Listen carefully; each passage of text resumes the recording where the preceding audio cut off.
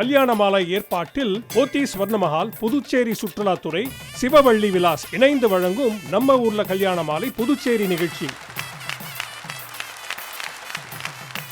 Puducherry old board உப்பளம் அரங்கில் புதுச்சேரி மாண்புமிகு முதலமைச்சர் திரு நா. ரங்கசாமி அவர்கள் முன்னிலையில் நடைபெற்ற பிரம்மாண்டமான கல்யாண மாலை விழாக்கால பட்டிமன்றம். அனைவருக்கும் வணக்கம். நம்ம ஊர்ல கல்யாண மாலை இந்த விழாவில் கலந்து கொள்ள வந்திருக்கின்ற அன்புக்குரிய மாண்புமிகு சட்டப்பேரவைத் தலைவர்களே, அன்புக்குரிய மாண்புமிகு பொதுப்பணித்துறை அமைச்சர் அவர்களே, அன்புக்குரிய அரியாங்குப்பம் சட்டமன்ற உறுப்பினர் அவர்களே, நிகழ்ச்சியை ஏற்பாடு செய்திருக்கின்ற அன்புக்குரிய இந்த கல்யாண மாலை சார்ந்த எனது இனிய நண்பர்களே, அன்புக்குரிய பெரியவர்களே, தாய்மார்களே, சகோதர சகோதரர்களே, உங்கள் அனைவருக்கும் உங்களுடைய நன்றி கலந்த வணக்கத்தை தெரிவித்துக் கொள்கிறேன். வரம் தேடுவதற்கான ஒரு பிரமாண்ட விழா சொல்றாங்க. திருமணம் நடைபெறுவது என்பது ஆண்டவனால் நிச்சயிக்கப்படுகின்ற ஒன்று. ஆண்டவனால் நிச்சயிக்கப்பட்டதை முடித்து வைக்கின்ற ஒரு நிலையில் நம்முடைய கல்யாண மாலை சார்ந்தவர்களாக இருக்கிறாங்க. ஒரு சிறப்பு பட்டிமன்றம், குறிப்பாக நம்ம ஊரில் பூச்சியில் நடைபெறுகின்ற ஒரு பட்டிமன்ற நிகழ்ச்சி. இதில் கலந்து கொள்ள வந்திருக்கின்ற நம்முடைய சிறப்பு பேச்சாளர்களுக்கு, என்னுடைய பட்டிமன்ற பேச்சாளர்களுக்கு வாழ்த்தினையும் பாராட்டினையும் தெரிவித்துக் கொண்டேன். கல்யாண மாலையை சார்ந்த அனைவருக்கும் என்னுடைய நன்றி, வாழ்த்துக்கள், பாராட்டுகள்.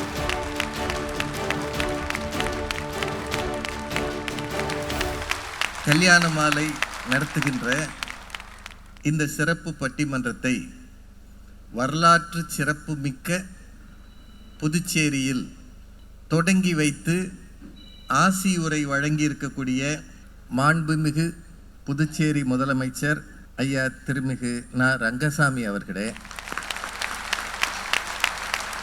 சிறப்பு விருந்தினர்களாக வருகை தந்திருக்கக்கூடிய புதுச்சேரி சட்டப்பேரவை தலைவர் திரு ஏம்பலம் இர. செல்வம் ஐயா அவர்களே,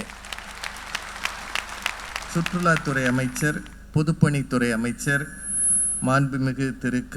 லட்சுமி நாராயணன் ஐயா அவர்களே, பங்கேற்றிருக்கக்கூடிய சட்டமன்ற உறுப்பினர் ஐயா அவர்களே, சிவவள்ளி விலாஸ் நகைக்கடை உரிமையாளர் திருமிகு ஆர். சிவசங்கர் அவர்களே, my health school founder doctor Prabhakar Raj அவர்களே, யூஎன்மி மீடியா சார்ந்த எம்டி ஐயா அவர்களே, இந்த நிகழ்ச்சிக்கு பெரிதும் உதவுகிற போத்தீஸ் நிறுவனத்தை சார்ந்த பெருமக்களே, இதுபோல பல்வேறு அனுசரணையாளர்களே, வணிக நிறுவனங்களை சார்ந்த சிறப்பு விருந்தினர்களே, புதுச்சேரி கடற்கரையிலே இருக்கிற இந்த அழகான அரங்கத்தை வந்து நிறைத்து காத்திருக்கக்கூடிய இந்த பகுதி வாழ் தமிழ் சொந்தங்களே, உங்கள் அத்தனை பேருக்கும் என்னுடைய அன்பான வணக்கத்தை முதலில் தெரிவித்துக் கொள்கிறேன். ஒரு பட்டிமன்றத்தை, அதுவும் கல்யாண மாலை நடத்துகிற பட்டிமன்றத்தை ஒரு முதல்வர் தொடங்கி வைப்பது இதுதான் முதல் முறை என்று நினைக்கிறேன். கல்யாண மாலையோடு ஒரு 25 ஆண்டுகள் நாங்கள் பயணித்திருக்கிறோம். ஏறக்குறைய 6.5 லட்சம் திருமணங்களை நடத்தி முடித்திருக்கிறார்கள். பல ஊர்களை நாங்கள் பார்த்திருக்கிறோம். அமெரிக்காவிலிருந்து, லண்டன்ல இருந்து, துபாய், சிங்கப்பூர், பல நாடுகளுக்கு போயிருக்கிறோம். திரு மோகன் ஐயா அவர்களும் திருமதி மீரா நாகராஜன் அம்மா அவர்களும் எங்களை வழிநடத்தி இருக்கிறார்கள். இந்த பட்டிமன்ற உலகத்துக்கு புது பொலிவு தந்தவர்கள் இந்த கல்யாண மாலை அமைப்பினர். தமிழுக்கு இவர்கள் செய்திருக்கிற சேவை மிகப்பெரியது.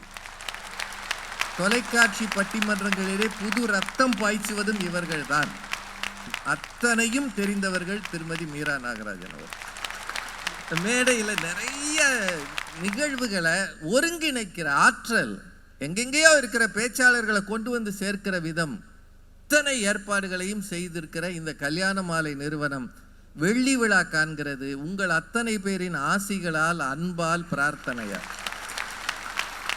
தொடர்ந்து சன் தொலைக்காட்சியில் 25 வருஷம் நடக்கிற நிகழ்ச்சி எதுன்னு தேடினீங்கன்னா அது கல்யாண மாலை மட்டும்தான் என்பது சன் தொலைக்காட்சியினுடைய அன்பு, ஆதரவு. எல்லாரையும் நான் வாழ்த்துகிறேன். பாண்டிச்சேரி அப்படின்னாலே தமிழ்நாட்டுக்கு மிக அருகில் இருக்கிற தமிழ் பேசுகிற இன்னொரு யூனியன் பிரதேசம், மாநிலத்துக்கு தகுதியான யூனியன் பிரதேசம். சனி ஞாயிறு ஆனால் பாதி பேர் தமிழ்நாட்டில் இருக்கிறது இல்லை.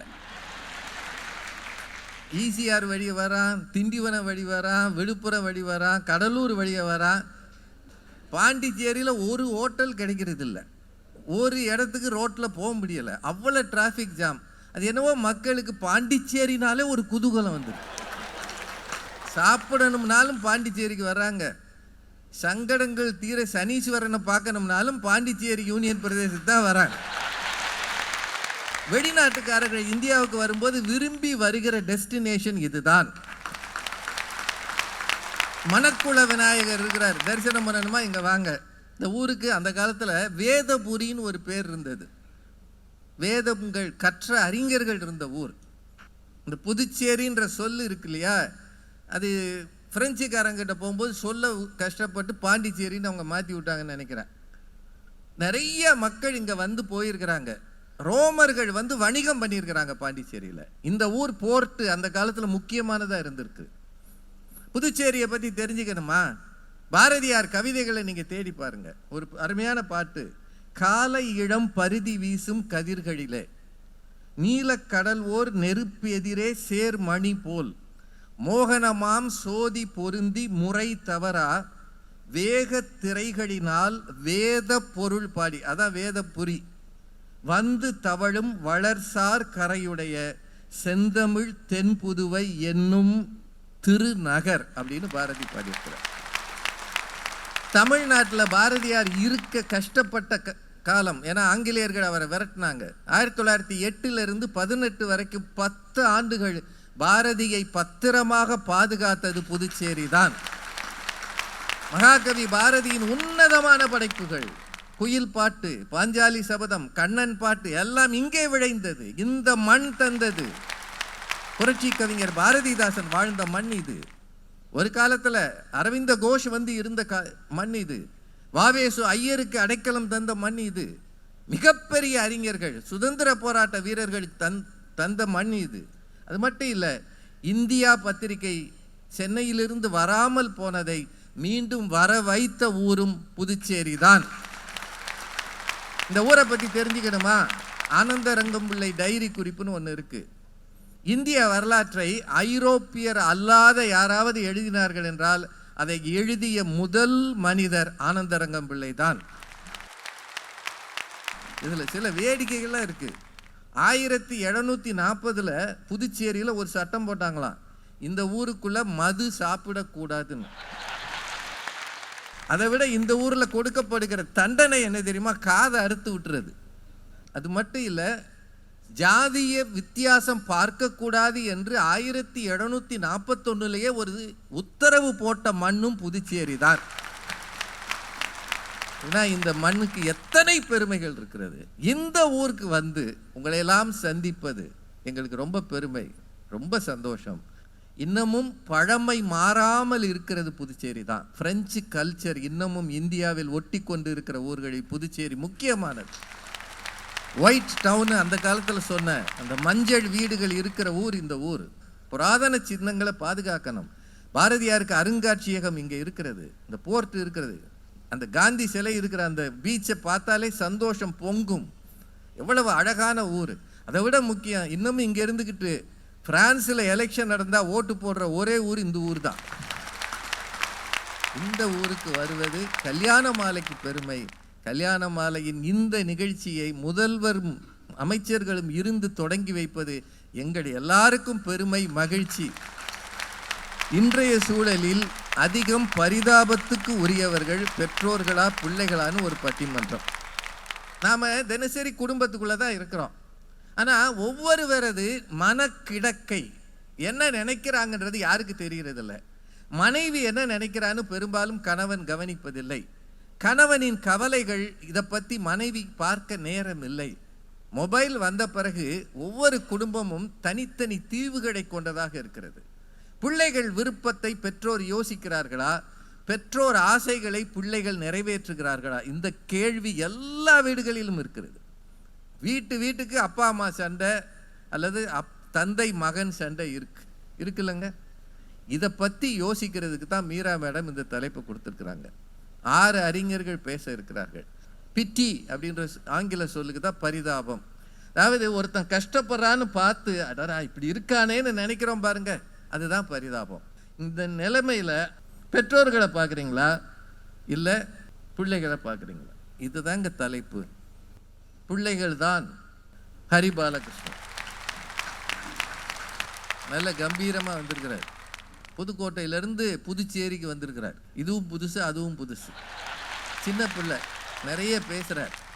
இளைஞர்களை அதிகம் தேடி கண்டுபிடித்து மேடைக்கு கொண்டு வந்து சேர்ப்பது தான் கல்யாண மாலையின் பெரும் பெரும் பணி. அவருக்கு என்ன நினைப்பு வந்ததோ அப்பா அம்மா தான் கஷ்டப்படுறாங்கன்னு சொல்கிறார். அவரோடு இணைந்து பேசுவதற்கு அனுகிரகா, அவர் திருமதி அனுகிரகா இன்னைக்கு பேச்சு உலகத்தில் ஒரு புயல் மாதிரி சுற்றி வராங்க. எந்த தலைப்பு கொடுத்தாலும் அருமையாக பேசுவாங்க.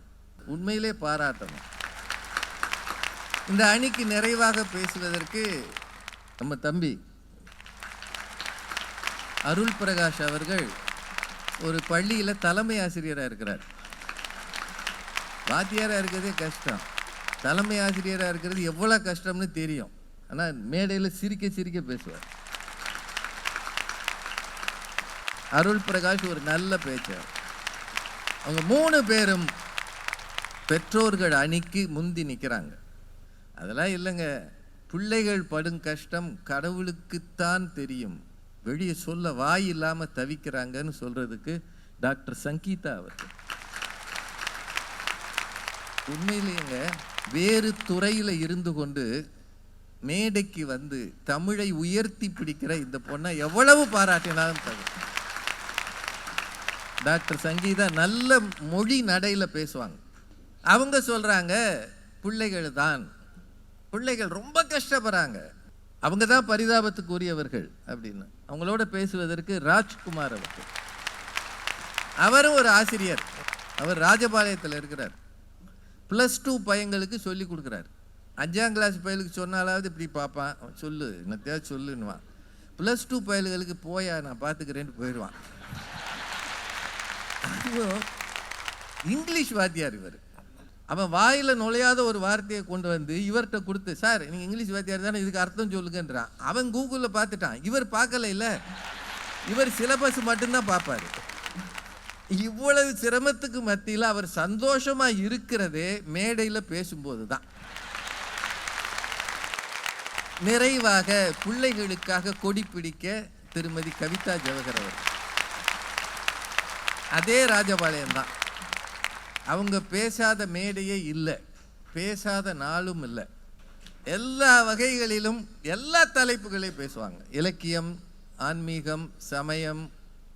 6 பேர் தயாராக இருக்காங்க.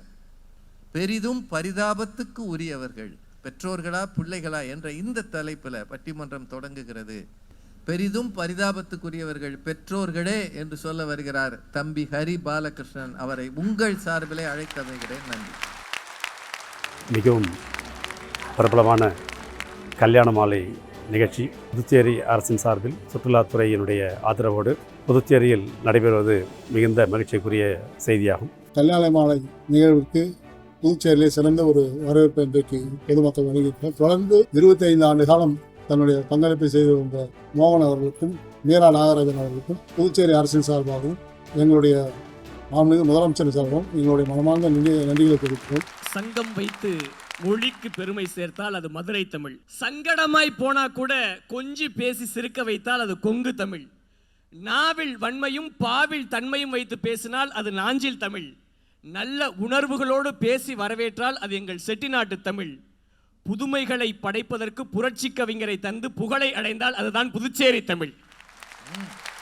புதுச்சேரி மண்ணுக்கும் மக்களுக்கும் என்னுடைய வணக்கத்தை சொல்லி, என்னாலும் எங்கள் நெஞ்சங்களை ஆட்கொண்ட பெண்ணிய பேராளுமை எங்கள் அம்மா மீரா நாகராஜன் அவர்களுக்கும் மோகன் சார் அவர்களுக்கும் தகைசால் வித்தகர்களுக்கும் எங்களுடைய மாட்சிமை தாங்கிய நடுவர் அவர்களுக்கும் இந்த நேரத்திலே வணக்கத்தை தெரிவித்துவிட்டு, நடுவர் அவர்களே, இன்றைய சூழல்ல அதிகம் பரிதாபத்திற்குரியவர்கள் யார்?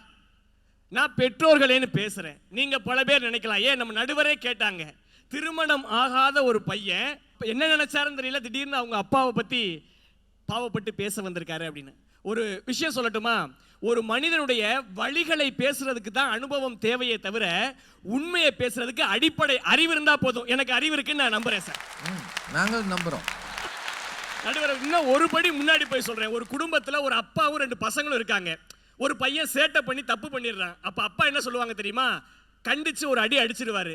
அதுல 2 பையன்ல ஒரு பையன் அப்பா என்னையே அடிச்சிட்டாருன்னு சொல்லி சங்கடமா கோவமா இருப்பான். இன்னொரு கூட பிறந்த பையன் என்ன தெரியுமா பண்ணுவான்? டேய் அப்பா பாவண்டா, ஓ நல்லதுக்கு தாண்டா செஞ்சாரு, நீ இன்னைக்கு அப்பாட்ட அடி வாங்காட்டி நாளைக்கு வீதியில போற எவன்ட்டே ஒருத்தன் அடி வாங்குவடா, அப்பா பாவண்டான்னு கூட பிறந்த ஒருத்தன் கூடவே இருந்து சொல்லுவான் தெரியுமா? அப்படி கூட பிறந்த ஒருத்தன் இன்னைக்கு பெத்தவங்களுக்காக நான் பேச வந்திருக்கேன் சார். நடுவர் அவர்களே, இப்ப இன்னைக்கு நிலைமையில பசங்கள்ட்ட அவ்வளவு ஈஸியா நீங்க பேசிட முடியுமா? பெற்றவர்கள் பேசிட முடியுமாங்க? இன்னைக்கு நீங்க எல்லாருக்கும் தெரியும், விடிய காலையில குப்பையில எடுக்கக்கூடிய துப்புரவு அந்த வண்டி வரும், தூய்மை பணியாளர்களோட அந்த வண்டி வரும். ஒரு பையன் எங்க ஊர்ல விறுவிறுன்னு வந்தா அவங்க அப்பாவை பார்த்து, அப்பா குப்பைக்காரங்களாம் வந்திருக்காங்க, குப்பையை கொண்டு போய் கொட்டிட்டு வா அப்படின்னா. அப்பா சொன்னாரு, மைனே அப்படி சொல்லாத, குப்பையை தினமும் போடுறோம் பாத்தியா, நம்ம தான் குப்பைக்காரங்க, அதை சுத்தம் செய்யறவங்க துப்புரவு பணியாளர்கள் சொல்லு அப்படின்னாங்க. பையன் நல்லா சொல்றாரு அப்பா. மறுநாள் கேட்டான், எப்பா குப்பை போடுற நீங்க குப்பைக்காரங்கன்னா தினமும் கோயில போய் பிச்சை போடுற நீங்க பிச்சைக்காரங்களான்னு கேட்கறான் சார். இப்படி எல்லாம் கேக்குறாங்களா? ஆனா இதை விட மோசமா கூட கேட்கக்கூடிய பசங்க இருக்காங்க. இது வேற யாரோ கேட்ட மாதிரி இல்ல, நீங்க கேட்ட மாதிரி. நடுவர் அவர்களே, உங்களுக்கு முன்னாடியே சொல்லிடுறேன், உண்மைக்குமே நானும் சேட்டக்கார பையனா தான் இருந்தேன். நான்லாம் ஸ்கூல்ல படிக்கும் போது கிளாஸ் ரூம்ல தலை நிமிர்ந்து உட்கார்ந்ததை விட பிரின்சிபல் ஆபீஸ்ல தலை குடிஞ்சே உட்கார்ந்து இருந்தது தான் அதிக நாட்கள். ஆனா எங்க அப்பா அம்மா சொன்னதை நான் கேட்டேன், நல்லா வருவேன். எங்க அப்பா அம்மா என் மேல நம்பிக்கை வச்சாங்க. இன்னைக்கு நல்ல முறையில பயணிச்சுட்டு இருக்கேன்ற ஒரு நம்பிக்கையோட வாழ்க்கையில பயணத்தை மேற்கொண்டுட்டு இருக்கேன் சார். இப்ப பிரச்சனை வருது, பெத்தவங்களுக்கும் பிரச்சனை வருது, பிள்ளைகளுக்கும் பிரச்சனை வருது. என்ன வித்தியாசம் தெரியுங்களா? பெத்தவங்களுக்கு பிரச்சனை, மாசம் ஆயிடுச்சு, வாடகை கொடுக்கணும், வீட்டு வாடகை கொடுக்கணும், இது ஒரு பிரச்சனை. TV, fridge, washing machine, car, எல்லாத்துக்கும் இஎம்ஐ லோன் வாங்கியிருக்கோம், இஎம்ஐ கட்டணும், அது ஒரு பிரச்சனை. பசங்களுக்கு ஸ்கூல் ஓப்பன் ஆயிடுச்சு, ஸ்கூல் ஃபீஸ் கட்டணும், பேக் வாங்கணும், ஷூ வாங்கணும், இது ஒரு பிரச்சனை. இதெல்லாம் பெற்றோருடைய பிரச்சனை. பிள்ளைங்களுக்கு என்ன பிரச்சனை? ஜெயம் ரவியும் ஆர்த்தி மோகனும் சேருவாங்களா மாட்டாங்களா? அது யாரு சார்? ஜெயம் ரவி அப்படிங்கிற ஒரு திரைப்பட நடிகர். இல்ல, அவர் பேர் ஜெயம் ரவி இல்ல, ரவி மோகன். ரவி மோகன். நாங்கெல்லாம் ட்ரெண்ட் இல்ல, எங்க நடுவர் ட்ரெண்டுக்கெல்லாம் ட்ரெண்டா இருக்க. வெற்றிமாறன் விடுதலை 2 எடுத்த மாதிரி அடுத்து வடசென்னை 2 எடுப்பாரா மாட்டாரா? இது ஒரு பிரச்சனை. ஒருத்தன் பைக்ல பாலத்துல போய் பறந்து விழுந்தானே, அவனுக்கு லைசன்ஸ் கேன்சல் பண்ணிட்டாங்களே, திருப்பி லைசன்ஸ் கொடுப்பாங்களா மாட்டாங்களா? இது ஒரு பிரச்சனை பிள்ளைங்களுக்கு. சார், விளையாட்டா எடுத்துக்க வேண்டியதெல்லாம் சீரியஸா எடுத்துக்கிறாங்க. சீரியஸா எடுத்துக்கிறத விளையாட்டா கூட எடுக்க மாட்டோம்னு நினைக்கிறதா சார் பெத்தவங்களுடைய கவலை. அதனாலதான் நாங்க பரிதாபம்னு சொல்லி பேசிட்டு இருக்கோம் சார். பிள்ளைங்களுக்காக கண்டிச்சு வளர்த்தா என்ன சொல்லுவாங்க? கண்டிச்சு பிள்ளைங்களை கண்டிச்சு வளர்க்கிறோம், இன்னைக்கு பாவம்னு சொல்லி பேசுவாங்க. ஒரு உண்மையை சொல்லுகிறேன், பிள்ளைகளை கண்டித்து வளர்ப்பதனால் அவங்க பரிதாபத்திற்குரியவர்களாக மாறப்போவதில்லை, பதிலாக அவர்கள் பக்குவப்படுபவர்களாக மாறுகிறார்கள் சார். கவிதா ஜாகவரக்கா நீங்க சொன்னாங்க பேச்சு மகால் அப்படின்னு நீங்க சொன்னீங்க. போன மேடையில், கல்யாண மாலை மேடையில் அவங்க சொன்ன ஒரு பாயிண்ட், அவங்க மேடையில இருந்து சொன்னாங்க, நான் ஒரு ரசிகனா மேடைக்கு கீழே இருந்து கைத்தட்டி ரசித்தேன். என்ன தெரியுமா? அவங்களுடைய பையனுடைய பட்டமளிப்பு விழாவுக்கு போயிருக்காங்க. போன இடத்துல சில பசங்க பட்டத்தை வாங்கிட்டு மேலே தூக்கி பறக்க விட்டு விளையாண்டாங்க. இந்த நிகழ்வை பார்க்கும்போது எனக்கு வருத்தமாக இருந்துச்சு. அந்த பசங்களை போய் பலார்னு அறையணும் போல இருந்துச்சுன்னு மேடையில் சொன்னாங்க. நான் கீழே இருந்து தப்பு செய்கிற மாணவ சமூகத்தை திருத்துவதற்கு அக்காவை போன்ற ஆளுமைகள் இருக்காங்கன்னு சொல்லி பெருமைப்பட்டேன். இன்னைக்கு வந்து மேடையில் பார்த்தா அப்படியே உள்டாவா பிள்ளைங்களுக்காக பேச போயிட்டாங்க சார். இதுக்கு தான் எல்லா பட்டிமன்றத்துக்கும் போகக்கூடாதுன்னு. நடுவர் அவர்களே, நான் ஒரு வழக்கறிஞர். 18 வயசுக்கு குறைவான பிள்ளைங்களுடைய போட்டோவை பிளர் பண்ணி தான் சோசியல் மீடியாவில் போடணும்ன்ற ஒரு சட்டமே இருக்குது. ஆனா பிள்ளைங்க இன்னைக்கு அதை ஃபாலோ பண்றாங்களா? செல்ஃபி எடுக்கிறான் சார், சாப்பிட்றதுக்கு ஒரு செல்ஃபி, சைக்கிளில் போனா ஒரு செல்ஃபி, டூருக்கு போனா ஒரு செல்ஃபி, டாய்லெட்டுக்கு போனா கூட ஒரு செல்ஃபி. ஒரே ஒரு விஷயம் சார், எங்க ஊர்ல ஒரு பையனை ஒரே நாய் 2 வாட்டி கடிச்சிருச்சு. எதுக்கு? நான் கேட்டேன், ஏன்டா ஒரே நாய் 2 வாட்டி கடிச்சிச்சு, என்னடா பண்ணேன்னு. முதல்ல வண்டியில் போகும்போது காலில் கடிச்சிச்சுனே, அந்த நாய் தான் கடிச்சிச்சுன்னு அந்த நாயோட ஒரு ஃபோட்டோ எடுத்தேன், அது கையிலையும் கடிச்சிருச்சுனே. நான் சொன்னேன், உனக்கெல்லாம் கழுத்தில் கடிச்சிருக்கணும்டா அந்த நாயின்னு. ஃபோட்டோ எடுக்கக்கூடிய கலாச்சாரம் நான் ஒத்துக்கொள்கிறேன், காலத்துக்கு ஏற்ற வேகத்தில் போய்கிட்டு இருக்கோம். ஆனால் அந்த ஃபோட்டோவை சோசியல் மீடியாவில் ட்ரெண்ட் பண்ணிட்டு இருக்காங்க. இன்னைக்கு நடக்கக்கூடிய சம்பவத்தை சொல்கிறேன். ஆன்லைனில் முகம் தெரியாத வங்கிகள்கிட்ட லோன் வாங்குறாங்க சார். திருப்பி அதை பிள்ளைங்களால் அடைக்க முடியலைன்னா அதை அடைக்கக்கூடிய அந்த நேரத்துக்குள்ள அவன் போட்டோவை மார்பிங் செஞ்சு சொந்தக்காரங்க எல்லாத்துக்கும் பரவி விட்டுறான். அதை தாங்க முடியாமல் பல இளைஞர்களும் பிள்ளைகளும் இன்னைக்கு தற்கொலை செய்யக்கூடிய நிகழ்வு வந்துட்டு இருக்கு. தாம் பையனை சாதிச்சு நியூஸ் பேப்பர்ல பார்க்கணும்னு நினைக்கக்கூடிய பெற்றோர்கள் சோதனை தாங்காம தற்கொலை பண்ணிட்டான்னு ஒரு நியூஸ் பேப்பர்ல பார்க்கும்போது இதை விட ஒரு பெரிய வேதனை பெற்றோருக்கு எப்படி வர முடியும்? அதனால தான் பெற்றோர் இன்னைக்கு ரொம்ப பாவம்னு நாங்க பேசுறோம். இப்போ பைக்ல வந்து நிறைய பேர் ரைடு போறாங்க. இன்னைக்கு தரவுகளோட பேசுறேன். இந்தியாவிலே அதிக ஆக்சிடென்ட் நடக்கக்கூடியது நம்முடைய தமிழ்நாட்டில் கிழக்கு கடற்கரையா இருக்கக்கூடிய இந்த ஈசிஆர்ல தான் நிறைய ஆக்சிடென்ட் நடக்குது. எல்லாம் இளைஞர்களா இருக்காங்க. திரும்பி போகும்போது இருக்கும். பெத்தவங்க பிள்ளைங்க தானா தப்பு பண்றது இல்ல, பெத்தவங்களை பார்த்து தெரிஞ்சுக்கிறாங்க. எந்த பெற்றோர் நைட்டு 12 மணிக்கு ஈசிஆர்ல வந்துட்டு ரிட்டர்ன் போக சொன்னா சார், இவங்க கேட்கறது எந்த பெற்றோராவது ஈசிஆர்ல ரைடு போகணும்னு சொன்னா காசு கொடுப்பாங்களா சார்? பெற்றோரை நம்ப வைத்து ஏமாற்றுறாங்க. இன்னும் ஒரு விஷயம், பெற்றோர் தாங்கள் ஏமாறுகிறோம் என்பது தெரியாமலே பிள்ளைகள்கிட்ட பல பேர் ஏமாந்துகிட்டு இருக்காங்களே, அதனால பெற்றவங்க பாவம்னு பேசுறோம் சார். பெற்றவங்க பிடிச்ச புயலுக்கு 3 கால்னு பேசுவாங்க. ஆனா இன்னைக்கு பிள்ளைகள்கிட்ட தான் தப்பு பண்ணிட்டா சாரின்னு கேட்கக்கூடிய, மன்னிப்பு கேட்கக்கூடிய பெற்றோர்களா வந்துட்டாங்க. நல்லது செஞ்சா தேங்க்யூன்னு சொல்றாங்க. ஒரு பிள்ளைகளை சொல்லி காட்டி வளர்ப்பதை விட செய்து காட்டி வளர்ப்பது சுலபம்னு தன்னுடைய பிள்ளைகளுக்கு பெற்றோரே ஒரு ரோல் மாடல் இருக்காங்கன்னா அந்த பெற்றோர்கள் இன்னைக்கு பிள்ளைகளுடைய எதிர்பார்க்கறாங்க. அந்த எதிர்பார்ப்புகள் திருப்ப வரல சார். ஒண்ணே ஒன்று சொல்றேன், நிறைய பேர் இன்னைக்கு பிரசவ வலியில தாய் தான் ரொம்ப சிரமப்படுறாங்கன்னாங்க. ஆனா பிரசவ வலியை விட கூடுதல் வலி யாருக்கு இருக்கு தெரியுமா? பிள்ளைகள் ஆசைப்பட்டு கேட்கும்போது அதை வாங்கி கொடுக்க முடியாத ஒரு தந்தையுடைய வலியை போய் கேட்டு பாருங்க. அவர்களுடைய வலி அந்த பிரசவ வலியை விட பெருசு. அதனாலதான் பல பேர் இன்னைக்கு வெளிநாட்டில் போய் வேலை பார்க்கறாங்க. வெளிநாட்டில் வேலை பார்க்கக்கூடிய பெரியவங்களுக்கும் பிள்ளைங்களுக்கும் ஒரு வித்தியாசம் இருக்கு சார். வெளிநாட்டில் வேலை பார்த்து எல்லா பணத்தையும் சேர்த்து பிள்ளைங்களோட கடைசி காலத்தில் சேர்ந்து வாழுவோம்னு நினைச்சா அது பெத்தவங்க. வெளிநாட்டுக்கு போய் பணத்தை மட்டும் அனுப்பி நம்ம இங்கே வெளிநாட்டிலே இருந்து பெத்தவங்களை பணத்தை வச்சு பார்த்துக்கலாம்னு நினைச்சா அது பிள்ளைங்க. இன்னைக்கு ஒரே ஒரு செய்தியை மட்டும் சொல்லிட்டு நிறைவு செய்கிறேன். பணத்தை வைத்து மட்டும் பார்த்து கொள்வதவர்கள் பேர் பிள்ளைகள் கிடையாது. 10,000 ரூபாய் சம்பாதிச்சாலும் பெத்தவங்களை பக்கத்தில் வச்சு யார் பார்த்துக்கணும்னு நினைக்கிறாங்களோ அவங்க தான் சார் பிள்ளைங்க. உலகத்தினுடைய பெரிய பெருமை என்று கேட்டால் அமெரிக்காக்காரன் சொல்லுவான், நாங்க பொருளாதாரத்தில் பெரிய சாதனை படைச்சிருக்கோம், நாங்க தான் பெருமையான ஆளுங்கன்னு.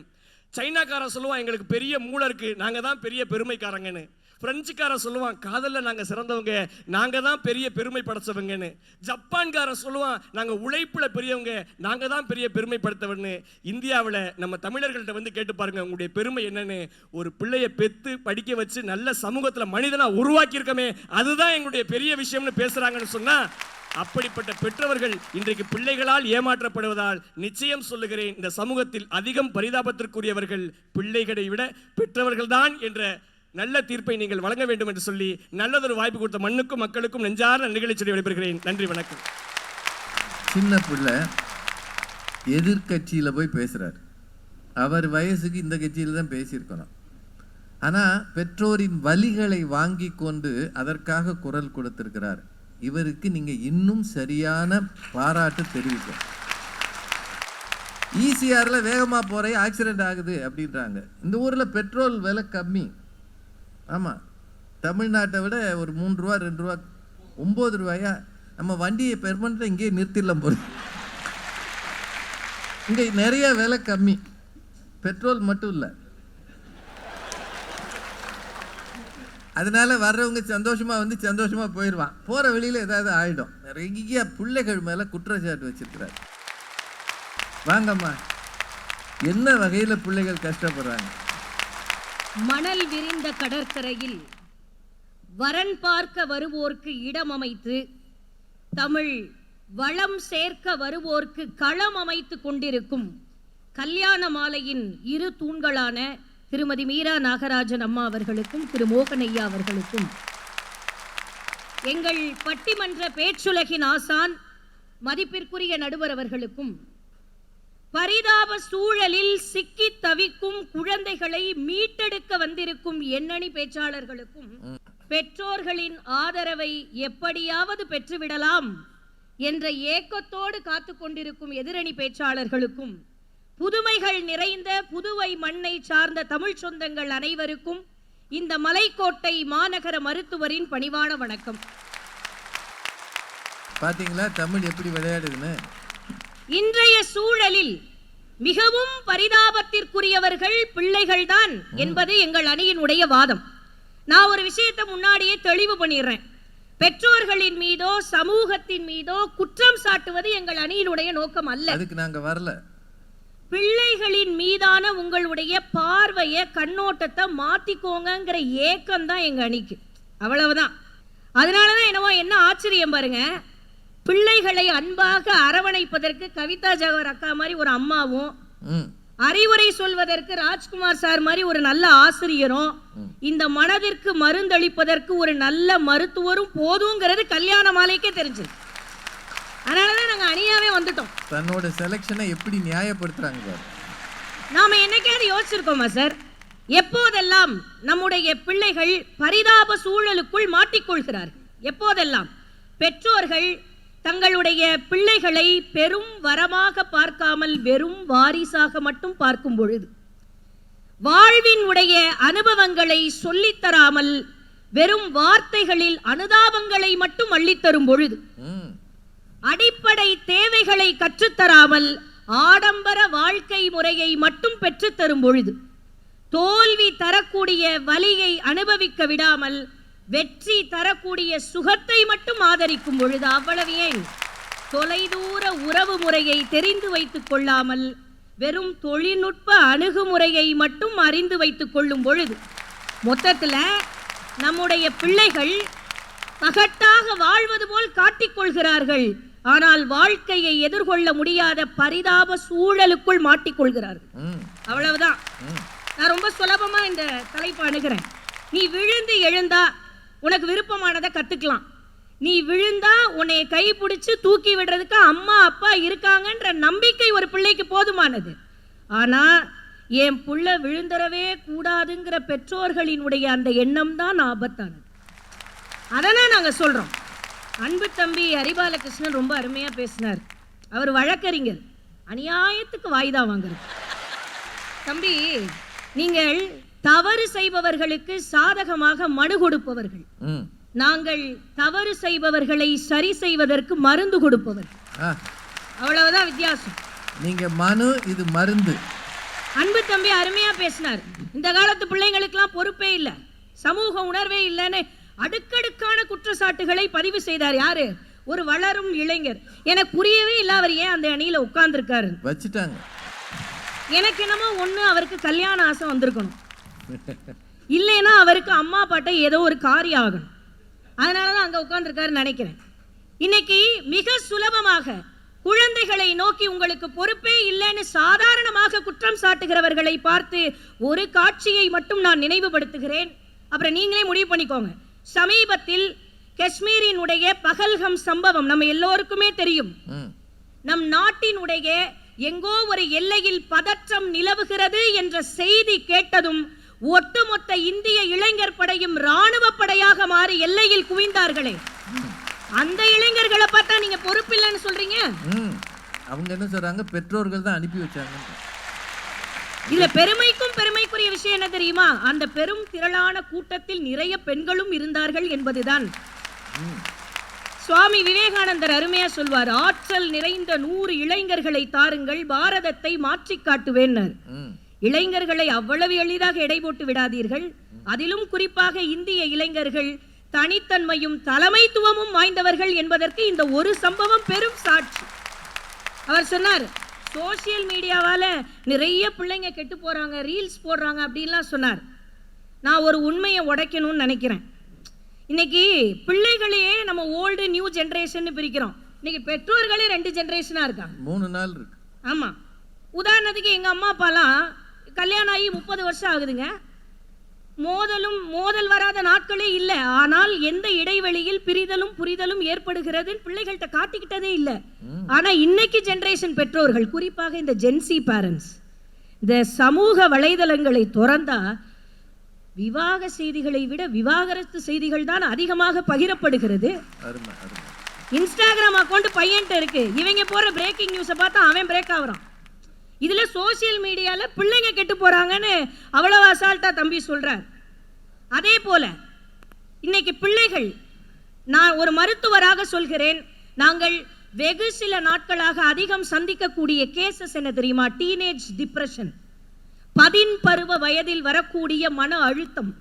ஒரு 13-14 வயசு பொண்ணு சொல்றா, மேடம் என்னால எதுலையுமே கான்சென்ட்ரேட் பண்ண முடியல, மன சோர்வா இருக்கு. ஏன்னு கேட்டா, என்னுடைய வாழ்க்கை வெறும் மதிப்பெண்களை வைத்தும் அடுத்தவர்களோடு மதிப்பீடுவதை வைத்துமே என்னுடைய வாழ்க்கை நகர்ந்துருமோன்னு பயமா இருக்கு. காலை முதல் மாலை வரை ஸ்கூலுக்கு போயிட்டு வந்து எனக்காக 1 மணி நேரம் செலவு செய்ய முடியலையேன்னு நினைக்கும் போது மன அழுத்தமா இருக்குன்னு நான் ஒன்று சொல்றேன். இந்த காலத்து பிள்ளைகளினுடைய தேவை ரொம்ப சின்னது. நான் சொன்னதை நீ செய்யி உன் வாழ்க்கை மாறுங்கிற ஆறுதலை விட உனக்கு பிடிச்சதை நீ செய்யி உன் கூட நான் இருப்பேங்கிற உந்துதல் இன்றைக்கு இளைஞர்களுக்கு போதுமானது. பிள்ளைகள், அதிலும் குறிப்பாக பெண் பிள்ளைகளினுடைய நிலைமை என்பது மிகவும் பரிதாபத்திற்குரியது. எல்லா சூழலிலும், கண்டிப்பிலும் சரி கரிசனத்திலும் சரி, பெண் பிள்ளைகளை நோக்கி ஏதோ ஒரு கட்டுப்பாடு தொடர்ந்து கொண்டே இருக்கிறது. நம்ம கவனிச்சிருக்கோமா? இங்க இருக்கக்கூடிய பெண் பிள்ளைகளை பார்த்து நான் சொல்றேன், இன்னைக்கு ஏதோ ஆர்டிபிஷியல் இன்டெலிஜென்ஸ்லாம் சொல்றாங்க. ஒரு பெண்ணாக, ஒரு சகோதரியாக, ஒரு தோழியாக நான் இதை பதிவு செய்கிறேன். இன்றைய பெண் பிள்ளைகளுக்கு அதிகம் தேவைப்படுவது ஏஐ என்று சொல்லக்கூடிய ஆர்டிபிஷியல் இன்டெலிஜென்ஸ் அல்ல, இஐ என்று சொல்லப்படுகிற இமோஷனல் இன்டெலிஜென்ஸ். உங்களை உடல் ரீதியாக, மன ரீதியாக தாக்குவதற்கு இந்த சமூகம் காத்துக்கொண்டுதான் இருக்கிறது. ஆனா நீங்க என்ன செய்யணும்? கடுமையான சூழல் வரும் பொழுது கவனமாக களமாடுங்கள். கடுமையான சூழல் வரும் பொழுது உங்களை கழுகாக மாற்றிக்கொண்டு பிறகு மீண்டும் உயிர் தெழுந்து ராஜாளியாக பயணியுங்கள். அதுதான் இன்னைக்கு நான் சொல்றேன், பெண் பிள்ளைகளுடைய மிகப்பெரிய தற்காப்பு என்ன தெரியுமா? பெரும் ஆயுதம்லாம் இல்ல, மனத்தின்மை இருந்தா போதும். அதனாலதான் வள்ளுவர் சொன்னாரு, சிறை காக்கும் காப்பு எவன் செய்யும் மகளிர் நிறை காக்கும் காப்பே தலை. அதேதான் ஆண் பிள்ளைகளுக்கு சொல்றேன். இன்னைக்கு பெற்றோர்களுக்கு மட்டும்தான் பிரஷர் இருக்கா சார்? பிள்ளைகளுக்கும் பிரஷர் இருக்கு. பெற்றோர்களுக்கு வரக்கூடிய பிரஷருக்கு பேரு பிபி, பிள்ளைகளுக்கு ஒரு பிரஷர் இருக்கு, அது பேரு BP, peer pressure. Peer pressure அதை பத்தி நம்ம பேசுறதே இல்லை. நான் சொல்றேன், பெண் பிள்ளைகளினுடைய உணர்வு என்பது மறுக்கப்படுகிறது, ஆனால் ஆண் பிள்ளைகளினுடைய உணர்வு முற்றிலுமாக மறைக்கப்படுகிறது. எங்க தெரியுமா நமக்கு சிக்கல் வருது? எது சரி எது தவறு என்பதற்கு நடுவில் இருக்கக்கூடிய மெல்லிய கோடுதான் நீங்கள் வளர்ச்சி பாதையை நோக்கி பயணிக்கிறீர்களா அல்லது வன்முறையாளராக மாறுகிறீர்களா என்பதை தீர்மானிக்கிறது. இந்த சொசைட்டி சொல்லும், ஒரு ஆண் பிள்ளையை பார்த்து சொல்லும், கை நிறைய சம்பாதிக்கிற, இன்னுமா கார் வாங்கல? இன்னைக்கு அது போன்ற ஆசைகளில் சிக்கிக்கொண்ட பல இளம் தலைமுறைகள் தான் இஎம்ஐ என்கிற மாய வலைக்குள் மாட்டிக்கொள்கிறார்கள். அப்போ ஒரு ஆண் பிள்ளைக்கு என்ன வேணும்? எந்த சூழலிலும் மனத்தின்மையும் நடுநிலைமையும் இருந்தால் போதும், உங்கள் வாழ்க்கை உங்கள் வசமாகும். ஒரு மருத்துவரா சொல்றேன், பெற்றோர்களுக்கு குழந்தைகளை இயல்பா இருக்க விடுங்க. சரி, எல்கேஜி பிள்ளைக்கு எதுக்கு சார் நீட் கோச்சிங்?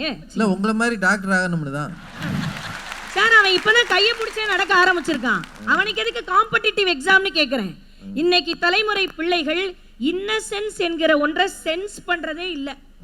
அப்புறமா பேரண்ட்ஸ் வந்து டீச்சர்ஸ்ட கம்ப்ளைண்ட் வேற, 6வது தான் மேடம் படிக்கிறான், அடல்ட் மாதிரி பேசுறான். குழந்தைகளின் உடைய வசீகரமே அவர்களினுடைய இயல்பு தன்மைதான். அந்த யதார்த்தமான சூழலை குழந்தைகளுக்கு பெற்றுத்தாருங்கள் என்று சொல்லி இந்த ஒரு கோரிக்கையை மட்டும் வைத்து விடைபெறுகிறேன். நண்பர்களே, உங்கள் பிள்ளைகள் கை கால் முளைத்த கவிதைகள், அவர்களின் வாழ்வை அரங்கேற்றும் வெறும் இயக்குனர்களாக மட்டும் இல்லாமல் அவர்கள் வாழ்வதை கண்டு மகிழும் ரசிகர்களாக மாறுங்கள். இயல்பை ஏற்றுக்கொள்வதில் இருக்கும் சுகம் ஒருவரை உங்கள் விருப்பப்படி இயக்குவதில் ஒருபோதும் கிடைப்பதில்லை. இதை புரிந்து கொண்டால் பரிதாப நிலை மாறும், மகிழ்வான நிலை உருவாகும் என்ற சொல்லி நல்லதொரு தீர்வை எங்கள் நடுவர் வழங்குவார் என்ற நம்பிக்கையோடு விடைபெறுகிறேன். நன்றி, வணக்கம். என்ன கம்பீரமான பேச்சு பாத்தீங்களா? முதல்ல ஒரு மருத்துவருக்கு இப்படி ஒரு மொழி நடை வந்ததற்கே நாம வாழ்த்து சொல்லணும்.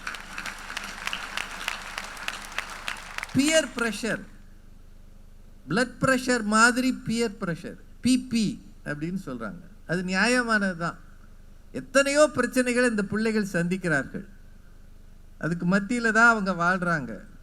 அப்பாவும் அம்மாவும் சண்டை போட்டா அந்த பிள்ளைக்கு இரவெல்லாம் உறக்கம் வராது. எத்தனை கஷ்டம் இருக்கு. இதையெல்லாம் சேர்த்து வச்சு பார்க்கும்போது சிரமப்படுகிறவர்கள் பிள்ளைகள் தான்.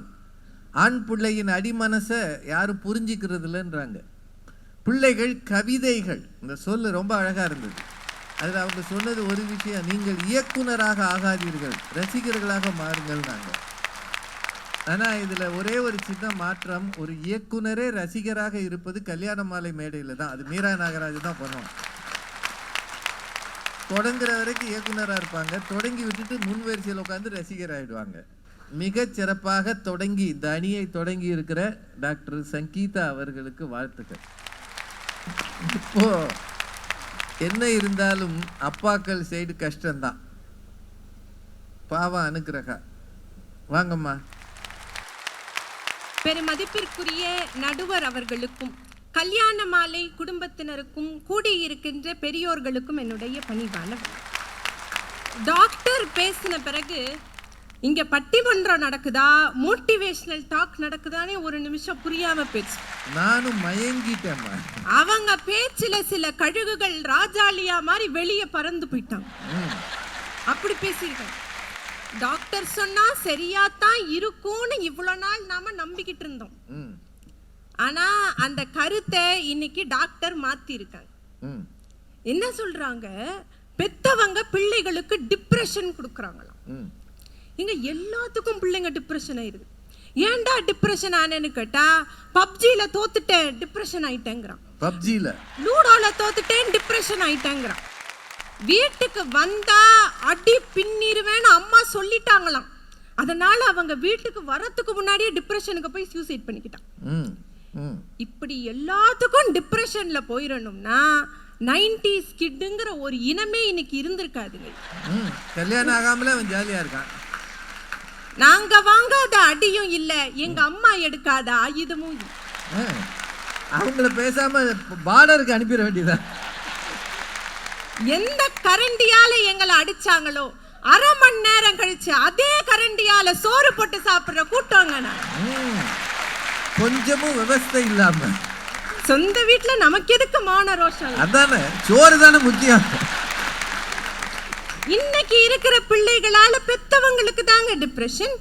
இதுல படி படின்னு பெத்தவங்க சொல்றாங்களாம். ஒரு குழந்தை எக்ஸாமுக்கு ப்ரிப்பேர் பண்ணுதுன்னா ப்ரெஷர் அதுக்கு மட்டுமா, அந்த அப்பா அம்மாக்கு இல்லையா?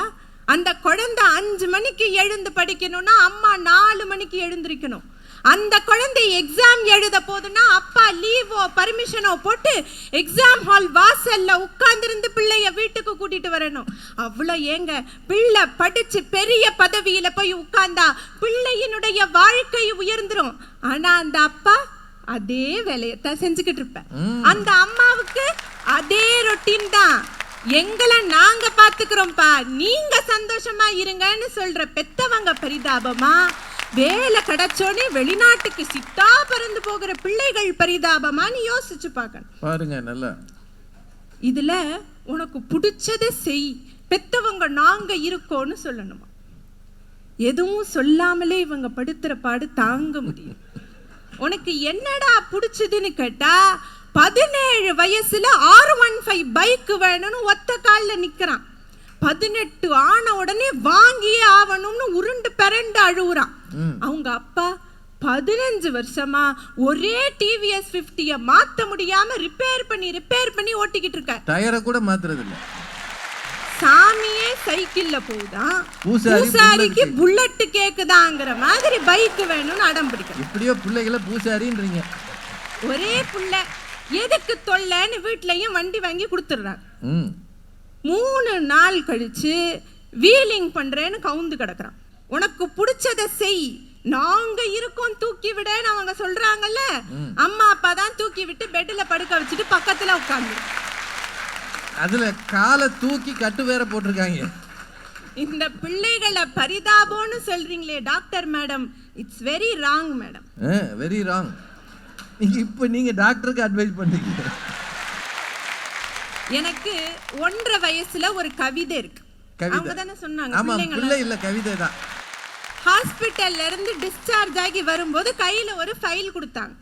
நான் கூட நம்ம டிகிரி முடிச்சோடனே பாராட்டி ஒரு கான்வெகேஷன் சர்டிபிகேட் கொடுப்பாங்கல்ல, அந்த மாதிரி என்ன பாராட்டி கொடுத்துருக்காங்கன்னு ரொம்ப பெருமையா வாங்கிட்டு வந்துட்டேன்.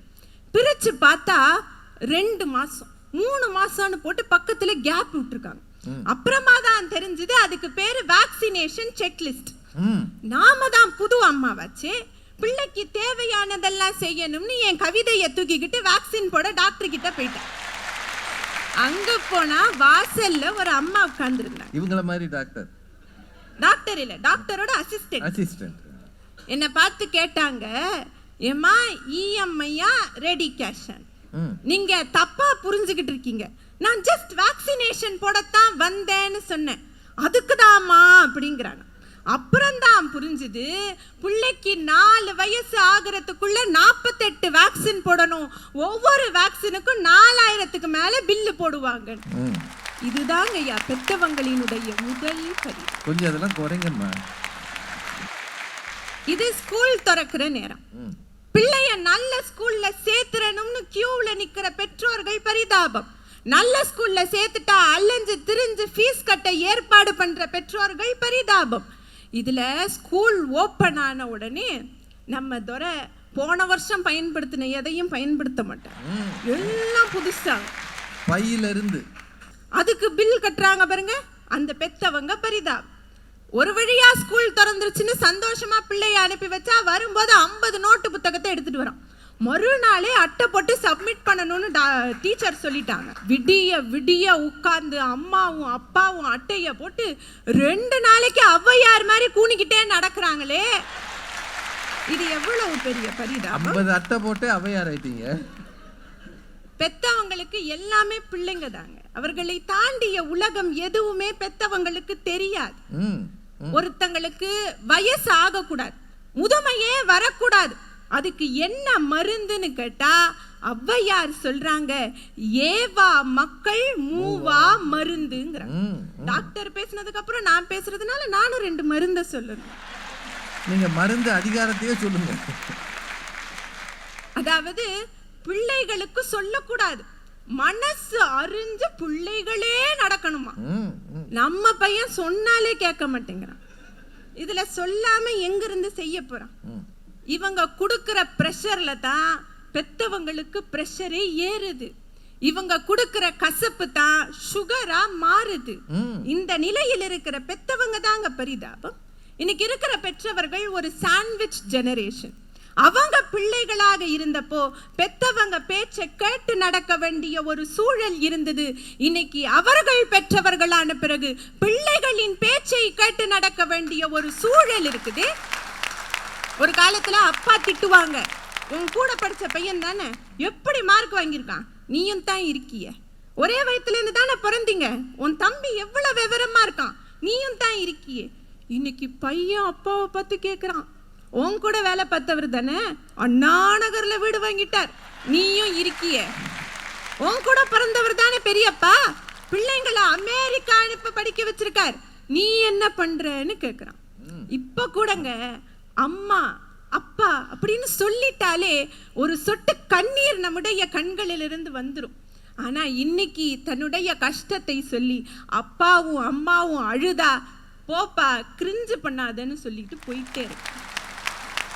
எத்தனையோ பிரபலங்கள், எத்தனையோ உயர் அதிகாரிகள் தம் பேரில் எந்த தப்பும் வந்துடக்கூடாதுன்னு ரொம்ப கண்ணியமா ரொம்ப கம்பீரமாக சேர்த்து வைத்த நல்ல பெயரை கெடுப்பது பெரும்பாலும் பிள்ளைகள் தான். பிள்ளைகள் ஒரு தவறு செய்து விட்டால் இன்னாரினுடைய மகன்னு போடுறாங்களே, இது பெத்தவங்களுக்கு எவ்வளவு பெரிய தலை குனிவு. அத்தனை நாள் சேர்த்து வச்ச நல்ல பெயரை பிள்ளைகளுக்காக இழக்கிற பெற்றோர்கள் எவ்வளவு பெரிய பரிதாபம். பிள்ளைகள் ஏதாவது தப்பு செஞ்சா அதனுடைய தண்டனையை அனுபவிப்பது பெற்றவர்கள் தான். ஏதோ ஒருத்தன் தப்பு செஞ்சுட்டா உடனே சொல்லுகிற வார்த்தை வளர்ப்பு சரியில்லை என்பது.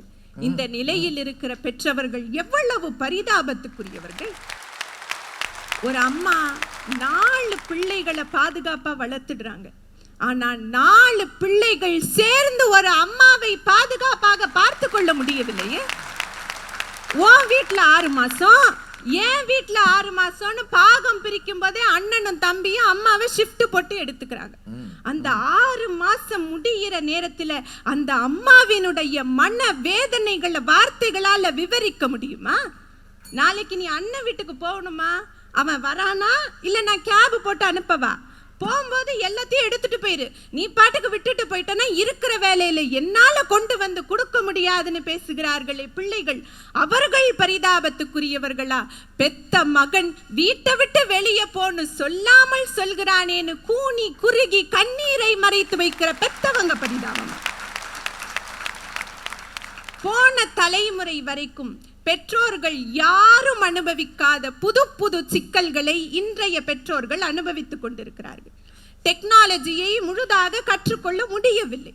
ஆன்லைன் வழியா பிள்ளைக்கு ஏதாவது பாதிப்பு வந்து விடுமோ என்கிற பதட்டம், வீட்டை விட்டு வெளியே போகிற பிள்ளை பத்திரமாக வீடு வந்து சேர வேண்டுமே என்கிற பயம், இத்தனையும் தாண்டி என் பிள்ளைய நான் சரியாத்தான் வளர்க்கிறனா என்கிற கேள்வி ஒவ்வொரு பெத்தவங்களையும் குத்திக்கொண்டே இருக்கிறது என்று சொன்னால், இன்றைய சூழலில் மட்டுமல்ல எல்லா சூழல்களிலும் பரிதாபமாக இருப்பவர்கள் பெற்றவர்கள் தான் என்று சொல்லி நல்லதொரு வாய்ப்புக்கு நன்றி கூறி விடை பெறுகின்றேன். நன்றி, வணக்கம்.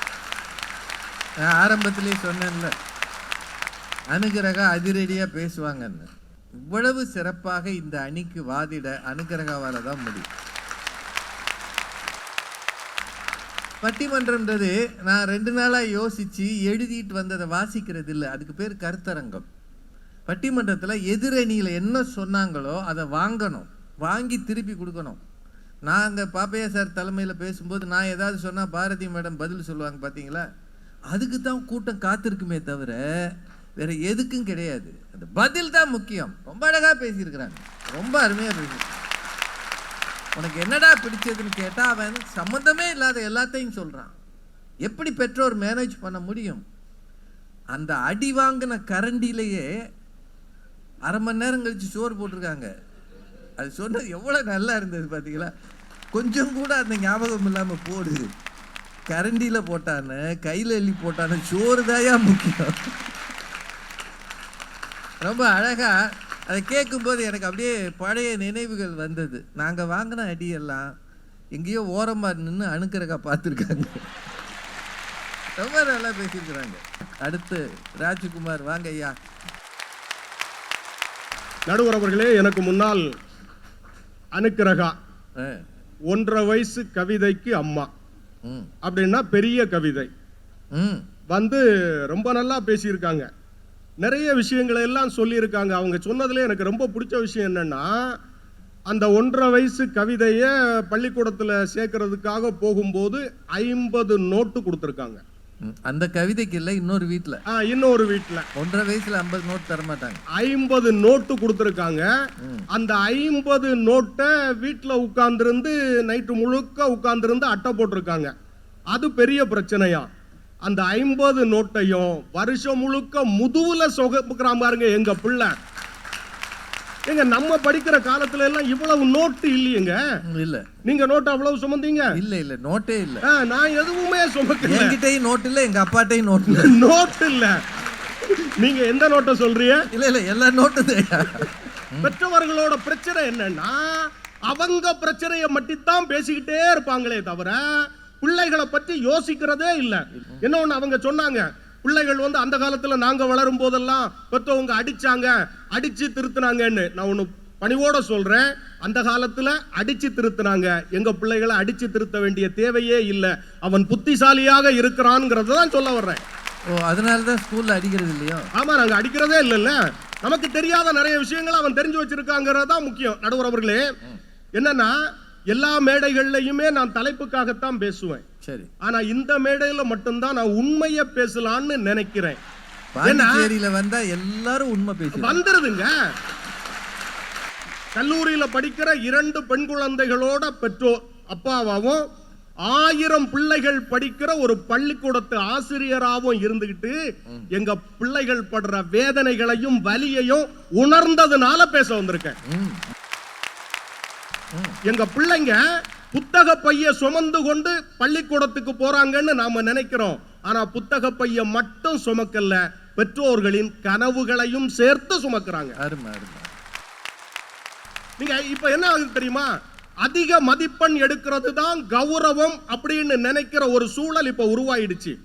அந்த சூழல் உருவாயிடுச்சு. அதை நோக்கி நம்ம பிள்ளைகளை ரொம்ப துரத்திக்கிட்டே இருக்கிறோம். என்ன ஆகுது தெரியுமா? நீங்க அவர் கூட சொன்னாரு, அதிகாலையில் எழுந்திருந்து பிள்ளைகள் படிக்கும் போது பெற்றோர்கள் உட்கார்ந்து இருக்கிறாங்களேன்னு.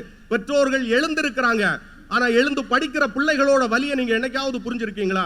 4 மணிக்கு எந்திரிக்கிறான், 5 மணில இருந்து 6 மணி வரைக்கும் ஒரு டியூஷன், 6 மணில இருந்து 7 மணி வரைக்கும் ஒரு டியூஷன், 7 மணில இருந்து 8 மணி வரைக்கும் ஒரு டியூஷன், அப்புறமா பள்ளிக்கூடத்துக்கு போறான். சாயந்தரம் ஆயாச்சுன்னா 5 மணில இருந்து 6 மணி வரைக்கும் ஒரு டியூஷன், 6 மணியிலிருந்து 7 மணி வரைக்கும் ஒரு டியூஷன், 7ல இருந்து 8 வரைக்கும் ஒரு டியூஷன், எல்லாத்தையும் தாண்டி வீட்டில் வந்து அவ்வளவு சோர்வோட அப்படியே கட்டில்ல என் பிள்ளை சாஞ்சிருது. அந்த நேரம் அம்மா டீயை போட்டுக்கிட்டு ஏன் தூங்குறா, எந்திரிச்சு படின்னு சொல்லும் போது அந்த பிள்ளைகள் எவ்வளவு சிரமப்படுவாங்க தெரியுமா? வாடி போற கீரை தண்டு மாதிரி அந்த பிள்ளை சிரமப்படுது. ஒரு பிள்ளை ரொம்ப அழகா எழுதுச்சு, நானும் அக்காவும் டாக்டர் ஆக வேண்டும் என்பது அம்மா அப்பாவின் ஆசை, இன்னும் கொஞ்ச நேரம் தூங்க வேண்டும் என்பது எங்களுடைய ஆசைன்னு எழுதுச்சு. நீங்க ஹோம்வொர்க் எம்பிட்டு கொடுக்குறாங்க தெரியுமா? நீங்க தான். ஆமா, நாங்க தான் கொடுக்குறோம். நான் தான் உண்மையை பேச சம்மந்தம் இல்லாத மாதிரி சொல்றீங்க. அந்த காலத்துல எல்லாம் அம்பிட்டு கொடுக்கறது இல்ல. ஹோம்வொர்க்ங்கிறது அவ்வளவு கொஞ்சமா சொல்லி கொடுப்போம், நிறைய ஹோம்வொர்க் கொடுப்போம். எங்க பக்கத்து வீட்டுல ஒரு பையன் கேட்டான், அம்மா உனக்கு ஹோம்வொர்க் செய்யறதுக்கு வீட்டுல ஒரு ஆண்டி இருக்குல்ல, அதே மாதிரி எனக்கு ஹோம்வொர்க் செய்யறதுக்கு ஒரு ஆண்டி வேணும்னு கேக்குறான். அப்பா யோசிக்காத எது என்ன, அதையும் தாண்டி அவன் பள்ளிக்கூடத்துல போயாச்சுன்னா நாளைக்கு பள்ளிக்கூடம் திறக்குது, முதல்ல என்ன பண்ணிருப்பான் தெரியும், இந்த ராக்கெட் ஏவுறதுக்கு கவுண்ட் டவுன் ஆரம்பிப்பாங்க. அதுவும் 24 மணி நேரத்துக்கு முன்னாடி தான் ஆரம்பிப்பாங்க. பள்ளிக்கூடம் திறந்த நாள்ல இருந்து பொது தேர்வுக்கு இன்னும் 200 நாட்களே இருக்கிறது. அடுத்தது 100 வரிசையா எந்நேரமும் பேசிக்கிட்டே இருப்பாங்க. ஆளாளாக்கள் அட்வைஸ் பண்ணுவாங்க. அப்பா ஒரு வழியா அட்வைஸ், அம்மா ஒரு வழியா அட்வைஸ், ஆசிரியர்கள் ஒரு சொன்னதே திரும்ப திரும்ப சொல்லுவாங்க. என் மாணவன் ஒருத்தன் சொன்னா, சார் அட்வைஸ் பண்றவங்களும் ஆடு வெட்டுறவங்களும் ஒண்ணு சார், கொஞ்சம் தலையசிச்சா அறுத்துருவாங்க. நல்லா கவனிக்க இல்ல, பொதுவா சொன்னேன். ஒரு காலத்துல இப்ப நம்ம எல்லாம் படிக்கும் போது எக்ஸ்ட்ரா கரிக்குலர் ஆக்டிவிட்டிஸ் இருந்தது. பிள்ளைகளை சந்தோஷப்படுத்துற, அவருக்கு விருப்பமான பாடல், அது இது மியூசிக், இது எல்லாமே இருக்கும். ஆனா இப்ப என்ன ஆயிடுச்சு தெரியுமா? அந்த எக்ஸ்ட்ரா கரிக்குலர் ஆக்டிவிட்டிஸ்ங்கிறது எக்ஸாம் கரிக்குலர் ஆக்டிவிட்டிஸா மாறிடுச்சு. எங்க பிள்ளைகள் படுற வேதனையை பார்க்கும்போது இந்த டைம் டேபிள் வாங்கணும்னு பார்ப்பான், பிடி பீரியட் எப்ப வருதுன்னு. வாரத்துல 2 நாள் வரும், அதுக்கே தயாராகிடுவான். அந்த பிடி பீரியட் இருக்கிற அன்னைக்கு பார்த்தோன்னா அதுக்கு விளையாடுறதுக்குன்னே டவுசர் எடுத்துட்டு வருவான், பனியன் எடுத்துட்டு வருவான், அதுக்குன்னு அவனே டீம் எல்லாம் செட் பண்ணி விளையாட போகலான்னு எப்படா பெல் அடிக்கும் அப்படின்னு யோசிச்சுட்டு இருக்கும்போது பெல் அடிச்சிடும். வெளியே போகும்போது அங்க இருந்து கணக்கு டீச்சர் வருவாங்க. எப்படி இருக்குங்கிறீங்க? அவனோட விளையாட்டுங்கிற அந்த கனவுலையே கருக வச்சிருவாங்க. அவன் விளையாட்டை மட்டும் கெடுக்கல, அவன் வாழ்க்கையோடு விளையாடுறீங்கிறது தான் பொருள். அந்த காலத்துல எல்லாம் 1-2 டெஸ்ட் தான் இருந்துச்சு. மொத்தம் அரை பரீட்சை காப்பரிச்சை கடைசியில முழு பரீட்சை. முழுமையா 1 வருஷம் முடிஞ்சிடுச்சு. இப்ப பாத்தீங்கன்னா காலையிலேயே ஆரம்பிச்சோம். காலை டெஸ்ட், மதியம் டெஸ்ட், மாலை test, unit test, one word test, cycle test, slip test, அடேங்கப்பா weekly test, monthly test, blood test, I test தவிர எல்லா டெஸ்டும் வைக்கிறோம். அவன் ரெஸ்டே இல்லாம ஓடிக்கிட்டே இருக்கிறான். இதை நீங்க பட்டிமன்றத்துல பேசுறதுக்கு பதிலா பள்ளிக்கூடத்துல பேசலாம். அதை சொல்ல முடியாது சில விஷயம். இன்றைக்கு இருக்கிற கல்வி சூழல் அதுதான், வேற வழியே இல்லை. என்னன்னா பந்தய குதிரை மாதிரி பிள்ளைகளை தயார் செய்து அனுப்பி கொண்டிருக்கிறோம். அதான் விஷயம். அதுக்கு பாதம் வலிக்கும் என்பதை பெற்றோர்களும் ஆசிரியரும் சமூகமும் உணரவில்லை என்பதுதான் என்னுடைய குற்றச்சாட்டு. அந்த காலத்துல எல்லாம் பெற்றோர்கள் பரிதாபத்துக்குரியவர்கள்னு சொல்லிக்கிட்டு இருந்தோம். பிள்ளைகளை நீங்கள் புரிந்து கொள்ளவே இல்லை, பிள்ளைகளின் கஷ்டத்தை புரிந்து கொள்ளுங்கள் என்று வாய்ப்புக்கு நன்றி கூறி விடைபெறுகிறேன். நன்றி, வணக்கம். கஷ்டமான இடம் அவருக்கு தான். ஏன் தெரியுமா? அவரே ஒரு ஆசிரியர். அது அப்படியே நாகரிகமாக அவர் கொண்டு வந்து இத்தனை டெஸ்ட் எதுக்கியா? ஒரு பிடி பீரியட்ல அவன் போய் விளையாடட்டும். கணக்கு வாத்தியார் அதை வாங்கிட்டு போயிடுறாரு. கொஞ்சம் கூட நிம்மதி இல்லை. ஒரு ஆசிரியராக அவர் பிள்ளைகள் படுகிற கஷ்டங்களை எல்லாம் கொண்டாந்து சொல்லிட்டாரு. இப்போ ஒரு ஆசிரியருக்கு பதில் சொல்ல ஒரு தலைமை ஆசிரியர் வர்றார். அனைவருக்கும் அன்பான வணக்கம். பாண்டிச்சேரிக்கு காதறுத்த வரலாறு இருக்கிறது என்று நடுவர் சொன்னார். அந்த காதறுத்த வரலாறு இருக்கிற ஊரிலே இந்த பட்டிமன்றத்திற்கு காது கொடுக்க வந்திருக்கிறவங்க அத்தனை பேருக்கும் என்னுடைய அன்பான வணக்கத்தை தெரிவித்துக் கொள்கிறேன். களத்தில் எதை பேச வேண்டுமோ அதை மட்டுமே தலைப்பாக கொடுக்கிற கல்யாண மாலைக்கு என்னுடைய அன்பான வணக்கத்தை தெரிவித்துக் கொள்கிறேன். வலிமையான விஷயங்களையும் எளிமையாக மக்களிடத்தில் கொண்டு போய் சேர்த்து விடுகிற மக்களின் பேச்சாளர் என்று மனதில் அறியப்பட்டிருக்கின்ற ராஜா சார் அவர்களுக்கும் என்னுடைய வணக்கத்தை தெரிவித்துக் கொள்கின்றேன். கல்யாண மாலை பட்டிமன்றத்திற்கு வந்தால் கைதட்டி கலைந்து விடலாம் இல்லை, ஆனால் கருத்துக்களை கை நிறைய அள்ளிக்கொண்டு போகலாம் என்று நம்பிக்கையோடு வந்திருக்கிற உங்கள் அத்தனை பேருக்கும் என்னுடைய வணக்கத்தை தெரிவித்துக்கொள். நான் இவருக்கு என்ன பதில் சொல்லணும்னு நான் யோசிச்சுக்கிட்டே இருந்ததை நடுவர் அழகா சொல்லிட்டார். இதெல்லாம் எங்க பேசணும்னா ஸ்கூல்ல பேசணும். இப்ப கேள்வி என்ன, நான் அனுபவித்த எந்த சிரமங்களையும் என் பிள்ளை அனுபவிக்க கூடாது, எனக்கு வராத ஆசீர்வாதங்கள் எல்லாம் என் தலைமுறைக்கு வர வேண்டும் என்று ஆசைப்படுகிற பரிதாபமுள்ள பெற்றோர்களை பற்றி பேசிக் கொண்டிருக்கிறோம். அதை பத்தி சொல்லுங்கன்னு சொன்னா இவர் என்ன சொல்றாரு, வேக்சினேஷன் குத்து 4000 ரூபாய் வலிக்குமே, அட்டை போடனா அது தூக்குமே வலிக்குமே. அப்ப என்ன சொல்ல வர்றாரு, வேக்சினேஷனே போட வேணாங்கிறாரா? இல்ல வேண்டாம், இல்ல ஸ்கூலுக்கே அனுப்ப வேணாங்கிறாரா? ஏதாவது ஒண்ணு முடிவு சொல்லுங்க. இப்ப பிரச்சனை சட்டை போடுறதும் அட்டை போடுறதும் இல்ல, யாரு பரிதாபத்துக்குரியங்கிறது தான் ராஜ்குமார் கேள்வி. நன்றாக யோசித்து பாருங்கள். இன்னைக்கு என்ன பிரச்சனைனா, ஒரு காலத்துல நமக்கு அப்பா அம்மா பிரம்மாண்டமா தெரிஞ்சாங்க, இன்னைக்கு இந்த உலகம் பிரம்மாண்டமா தெரியுது, அப்பா அம்மா சின்னவங்களாக போயிட்டாங்க. அதான் பிரச்சனை. இன்னொரு பிரச்சனை என்ன தெரியுமா, இந்த நாட்டினுடைய மிகப்பெரிய சிக்கல் என்ன தெரியுமா, இயல்பா நடக்க வேண்டியதெல்லாம் இப்ப சொல்லி தரான் சார். தாய்ப்பால் கொடுங்கள், தமிழில் பேசுங்கள், இதெல்லாம் இயல்பா நடக்க வேண்டியது. அது மாதிரி இப்போ பேரண்டிங் அப்படின்னு ஒன்று தொடங்கியிருக்கான். என் பிள்ளைய நான் எப்படி வளர்க்கணும்னு சார் ஒரு ஸ்கூல்ல ஃபீஸ் கட்டின பில்லை பார்த்தேன் சார். அதில் பிரேக்கப்ஸ் போட்டிருக்கான். ஸ்பெஷல் ஃபீஸ், ஸ்கூல் ஃபீஸ், வந்ததுக்கு ஃபீஸ், போனதுக்கு ஃபீஸ், HMF பார்த்ததுக்கு ஃபீஸ், எல்லா ஃபீஸும் போட்டுட்டு கடைசியில் ஒன்று போட்டிருக்கான் சார், பேரண்ட் ஓரியன்டட் ட்ரைனிங் 20000 ரூபா. என்னடான்னு கேட்டா, உங்க பிள்ளையை நீங்க எப்படி வளர்க்கணும்னு உங்களுக்கு சொல்லி தருமோ அதுக்கு நீங்களே 20000 ரூபா கொடுக்கணும். இதை விட பெரிதாக இந்த உலகத்தில் ஒன்று இருக்கா சார்? இப்ப புக் ஃபேருக்கு போனா பிள்ளை வளர்ப்பது எப்படின்னு புக் விற்கிறான். சமையல் செய்வது மாதிரி பிள்ளை வளர்ப்பது எப்படின்னு புக் விற்கிறான். அதை ஒரு 5ஆம் கிளாஸ் பையன் படிக்கிறான். நீ ஏன்டா படிக்கிறான்னா, என்ன கரெக்டா வளர்க்குறாங்களான்னு செக் பண்றேன். யோசித்து பாருங்க. இதைத்தான் அந்த சிக்கல்னு சொல்றோம் சார். ஒரு பெண் கருவுறுகிறாள், அவள் வயிற்றிலிருந்து ஒரு உயிர் வெளியே வருகிறது. இந்த ஆச்சரியத்தை எந்த மருத்துவராலும் இன்னும் விளங்கிக் கொள்ள முடியவில்லை. எப்படி மரணத்திற்கு பிறகு என்னவென்று தெரியாதோ, கருவில் எப்படி ஒரு குழந்தை உருவாகிறது, உள்ளுக்குள்ளேயே எப்படி வளர்கிறது, 10 மாதம் கழித்து எப்படி ஒரு அழகாக வெளியே வருகிறது என்பதை நாம் கணிக்க முடியவில்லை. ஆனால் பாருங்க, இவ்வளவு அதிசயத்தை செஞ்ச கடவுள் கருவுற்ற அடுத்த நாளே குழந்தை பிறக்கிற மாதிரி பண்ணிக்கலாம்ல. ஏன் பண்ணல? ஏன் தெரியுமா பண்ணல? அந்த 10 மாதம்ங்கிறது அந்த தாய்க்கான ப்ரொஃபஷனரி பீரியட். மெதுவாக நடக்கணும், பொறுமையா இல்லாத பொண்ணும் அந்த 10 மாசத்துல பொறுமை வந்துடும், எல்லாத்தையும் தாங்கிக்கிற அனுபவம் வந்துடும். பெற்றோராகிற இயற்கை ஆசிரியத்தை இறைவனே கொடுத்திருக்கிற பொழுது உலகம் என்னடா சொல்லி தர்றது? இப்போ உடனே சொல்லுவாங்க தலைமுறை இடைவெளி. ஒன்று சொல்லவா, தலைமுறை இடைவெளினா நீங்க என்ன பொருள் சொல்றீங்க? அவன் வேற காலம், நம்ம வேற காலம், அவன் டேஸ்ட் வேற, நம்ம டேஸ்ட் வேற. அதுதானே தலைமுறை இடைவெளி. அது இல்லை. தலைமுறை இடைவெளின்னா என்ன தெரியுமா? எங்கள் அப்பாவுக்கு ஒன்றுமே தெரியாது, எனக்கு தான் எல்லாம் தெரியும்னு நினைக்கிறானே, அதான் தலைமுறை இடைவெளி. எங்கள் அப்பா அந்த காலம், நான் இந்த காலம், நம்ம காலத்தையும் தாண்டி தான் அவர் வந்திருக்கிறான்னு தெரியாமல் இருக்கானே, அதான் தலைமுறை இடைவெளி. சார் வள்ளுவர் சொல்றார், ஈன்ற பொழுதின் பெருதுவக்கும். ஒரு அம்மாவுக்கு எது ரொம்ப சந்தோஷம் தெரியுமா?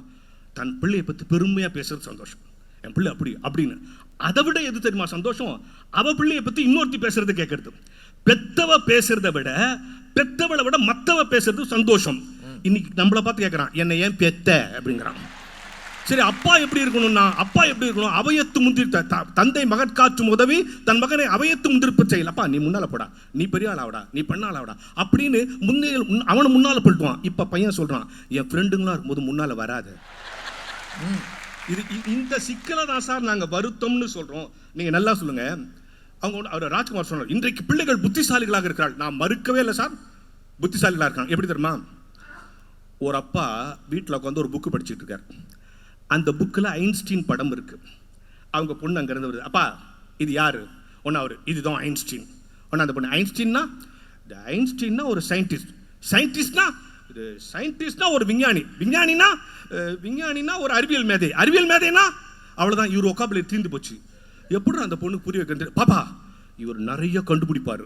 உடனே அந்த பாப்பா நிறைய கண்டுபிடிப்பாரா, வாங்க நம்ம 2 பேரும் ஒளிஞ்சுக்கலாம், அவர் கண்டுபிடிக்கிறாரா பார்க்கலாம். இப்போ இது புத்திசாலித்தனமான பதில். ஆனால் கடைசி வரை அந்த பிள்ளை ஐன்ஸ்டீனை கற்றுக்கொள்ளவே இல்லை என்பதுதான் இங்கே வருத்தம். உங்கள் புத்திசாலித்தனம் இருக்கிறது தம்பி. அது இன்னொன்று என்ன தெரியுமா? நம்ம என்ன இவங்க சொன்னாங்க, டாக்டர் வந்து சொன்னாங்கல்ல, நீங்கள் அவனுக்கு என்ன பிடிக்கலாம் கேட்காதுங்க, நீங்கள் பிடிச்ச மாதிரி கொடுங்க. பிடிச்ச மாதிரி கொடுத்தா என்ன பிரச்சனை வருது தெரியுமா? ஒரு பையன் எப்போ பாரு பழமாக சாப்பிட்டுப்பான் சார், எப்போ பாரு பழம் சாப்பிட்டுன்னு இருப்பான், சோறே சாப்பிட மாட்டான். ஒரு நாள் ஜுரம் வந்துடுச்சு, அவங்க அம்மா டாக்டர்கிட்ட கூப்பிட்டு போனாங்க. டாக்டர் அவர் சொன்னார், ஃபீவர் இருக்குதுமா, வீட்டில் போய் ரச சாதம் இட்லி கொடுத்துட்டு இந்த மாத்திரையை கொடுனாரு. வீட்டில் வந்தவொடனே பழம் தான் சாப்பிடுவான்றான். அவங்க அம்மா பட்டுன்னு போட்டு அடிச்சிட்டா. அவங்க அப்பா அங்கே வந்து, ஏய் என் பிள்ளைய அடிச்சா, உங்கள் பையன் பாருங்க என்ன பண்ணுறான். இந்த அம்மா கேட்குறாங்களே, அவன் ஏதாவது நல்லது பண்ணா என் பிள்ளை பார்த்தீங்களா எப்படி பண்ணிக்கிறான், நாங்கள் தப்பு பண்ணிட்டான்னு உங்கள் பிள்ளை பாருங்க எப்படி பண்ணாங்க, உங்கள் பிள்ளை பாருங்க எப்படி பண்ணுறான். என்ன ஜுரம் அடிக்குது, டாக்டர் மாத்திரை சாப்பிட்டு சொல்லி இப்பவும் பழம் தான் சாப்பிடுவான்றான். ஒன்று அவங்க அப்பா சொன்னான், ஒரு பிள்ளை எப்படி டீல் பண்ணுன்னு தெரில, நீலாம் ஒரு டீச்சரை தள்ளு, நான் டீல் பண்ணுறப்பா. என்னடா பழம் சாப்பிட மாட்டேன். அப்பா ஒரு பழம் கொடுக்குறேன், சாப்பிட்றேன். சாப்பிட்றேன்னா வீட்டிலேருந்து ஒரு குலோப் ஜாம் எடுத்தான். அந்த குலோப் ஜாம்குள்ள இந்த மாத்திரை அழிச்சு விட்டான். பையன் டப்புன்னு சாப்பிட்டான். ஒய்ஃபை கூப்பிட்டு கேட்டான், பத்தியா பையன் எப்படி சாப்பிட்டான்னு. ஒன்று அவங்க அம்மா கேட்டா, அப்பா கொடுத்த பழம் நல்லா இருந்துச்சா? நான் நல்லா இருந்துச்சு, கொட்டையை பட்டு துப்பிட்டேன்ட்டான். குலோப் ஜாமுனா பழம்னு நம்புற பிள்ளைகள் நம்ம ஊர்ல இருக்கு. நல்லா புரிஞ்சுங்க, பெற்றவர்களுடைய ஆட்டிடியூட் என்ன தெரியுமா? ஒரு பிள்ளை தன் பள்ளிக்கூடத்திலிருந்து தேர்ச்சி அட்டையை, தரம் கார்டு அட்டையை, அப்படி சொன்னாலும் புரியாது, ப்ராக்ரஸ் கார்டை எடுத்துகிட்டு போய் கொடுக்குது. அதில் தமிழில் 19, இங்கிலீஷில் 14, சயின்ஸில் மொத்தமே டோட்டல் 54. கீழே எல்லாத்துலேயும் ரெட்டில் அண்டர்லைன் போட்டிருக்கான். ஃபெயில் பண்ணோன்னே படிக்காத தாய், என்ன தம்பி ரெட்டில் அண்டர்லைன் பண்ணுது? இவன் சொல்லிக்கிறான், நான் ரொம்ப நல்ல பையன், எனக்கு மட்டும் எங்கள் அம்மா பார்டர் போட்டுக்கிறாங்க, எங்கள் டீச்சர் பார்டர் போட்டு அனுப்பிச்சிக்கிறாங்கம்மா அப்படின்னு சொல்லிட்டு இந்த மார்க்கெல்லாம் மார்க்குன்னு சொல்லலை. அம்மா தமிழ் வாதியாருக்கு 19 ரூபா கொடுக்கணும், இங்கிலீஷ் வாதியாருக்கு 14 ரூபா கொடுக்கணும், மொத்தம் 54 ரூபா கொடுமுன்னு இருக்கான். அந்த அம்மா அவன் கொடுத்துருக்குது. அப்போ பக்கத்து வீட்டு பையன் சொல்கிறான், ஆன்ட்டி அவன் பொய் சொல்கிறான், அதெல்லாம் காசு இல்லை, மார்க்கு, உங்களை ஏமாத்துறான்ச்சான். அந்த அம்மா சொல்லிச்சான், தெரியும்ப்பா, தெரிஞ்சுக்கினே ஆன்ட்டி கொடுக்குறீங்க, அப்படியாவது காசுக்கு ஆசைப்பட்டு நாளைக்கு நிறைய மார்க் எடுக்க மாட்டானான்றதுக்காக கொடுக்குறேன்னு சொல்லு. ரொம்ப வித்தியாசமான அம்மாவா இருக்குது. நல்லா புரிஞ்சுங்க, பெற்றோர்களை உன் பிள்ளையை எப்படி வளர்க்கணும்னு அடுத்தவங்க சொல்லிக் கொடுக்க தேவையில்லை. ஆனால் பிள்ளைகள் சில நேரத்தில் நமக்கு வலி கொடுக்கிற பொழுதும் அந்த வலியை நாம் ஏற்றுக்கொள்ளுகிறோமே, நாம் அதை ஏற்றுக்கொள்ளணும். இப்போ நீ சொல்ல ஊசி போடாமல் இருக்க முடியாது, வலிக்க வலிக்க ஊசி நான் போட்டு தான் ஆவேன், ஏன்னா என் பிள்ளை நல்லா இருக்கணும். ஆனால் அந்த 4000 ரூபாயை பெறட்டுறது எனக்கு கஷ்டம்தான். அந்த பரிதாபத்தை நீ புரிஞ்சுக்கணும் ராஜ்குமார். இன்னொன்று என்ன சொல்லவா, நான் அப்பா அம்மாவை பற்றி யார் வேணா தப்பாக பேசலாம். கவிதா, நீங்கள் தவறாக பேசலாமா? அப்பா என்கிற பேச்சின் மூலம் அப்பா இப்படி ஒரு பேச்சாளரா என்று உலகமே புகழ்ந்து அப்பாவின் பேச்சு மூலமாக புகழ்பெற்ற நீங்கள் அப்பாவை எதிர்த்து எப்படி பேச முடியும் என்றுதான் என்னுடைய கேள்வி. நல்லா புரிஞ்சுங்க. ஆரம்பத்தில் சொன்னார், பரிதாபம் என்கிற சொல்லுக்கு இரக்கம். இதெல்லாம் செஞ்சுதான் ஆகணும். ஆனால் இரக்கத்திற்குரியவர்களாக நாம் இருக்கிறோம். ஏனென்றால் பிள்ளைகள் நம்மை பார்த்து, எல்லா அம்மாவும் சொல்கிற டைலாக் என்ன, என் பிள்ளை பசி தாங்க மாட்டான். எல்லா அப்பாவும் சொல்கிற டைலாக் என்ன, என் பிள்ளை வலி தாங்க மாட்டான். ஆனால் எல்லா பிள்ளைங்களும் சொல்லுது, எங்கள் அப்பாவுக்கு என்னை புரிஞ்சிக்கவே மாட்டாங்க. இதுதான் சார், அவன் வலி தாங்க மாட்டான், பசி தாங்க மாட்டான் என்று நினைக்கிறேன். ஆனால் நான் அவனை புரிந்து கொள்ள மாட்டேன் என்று நினைக்கிறான். இந்த இடைவெளியை தலைமுறை இடைவெளி என்று தவிர்த்து விட முடியாது. தத்தளித்துக் கொண்டே அவனை வளர்த்து கொண்டிருக்கிறோமே, நாங்கள் தான் பரிதாபத்திற்குரியவர்கள் என கூறி நிறைவு செய்கிறேன். நன்றி, வணக்கம். தம்பி அருள் பிரகாஷ் ரொம்ப ஆவேசமா பேசியிருக்கிறார். ஒரு அப்பா தான் ஆவேசமா பேச முடியும். ஆனால் குலோப் ஜாமுனில் மாத்திரை வச்சு கொடுத்துருக்காரு பாருங்க. அந்த அப்பா எங்கேயாவது இருந்தா இந்த காந்தி சிலைக்கு பக்கத்தில் ஒரு சிலையை வைங்க ஐயா. இன்னொரு கேள்வி கேட்டார் பாருங்க, கருவுற்ற பிறகு 10 மாதம் என்ன நடக்குது?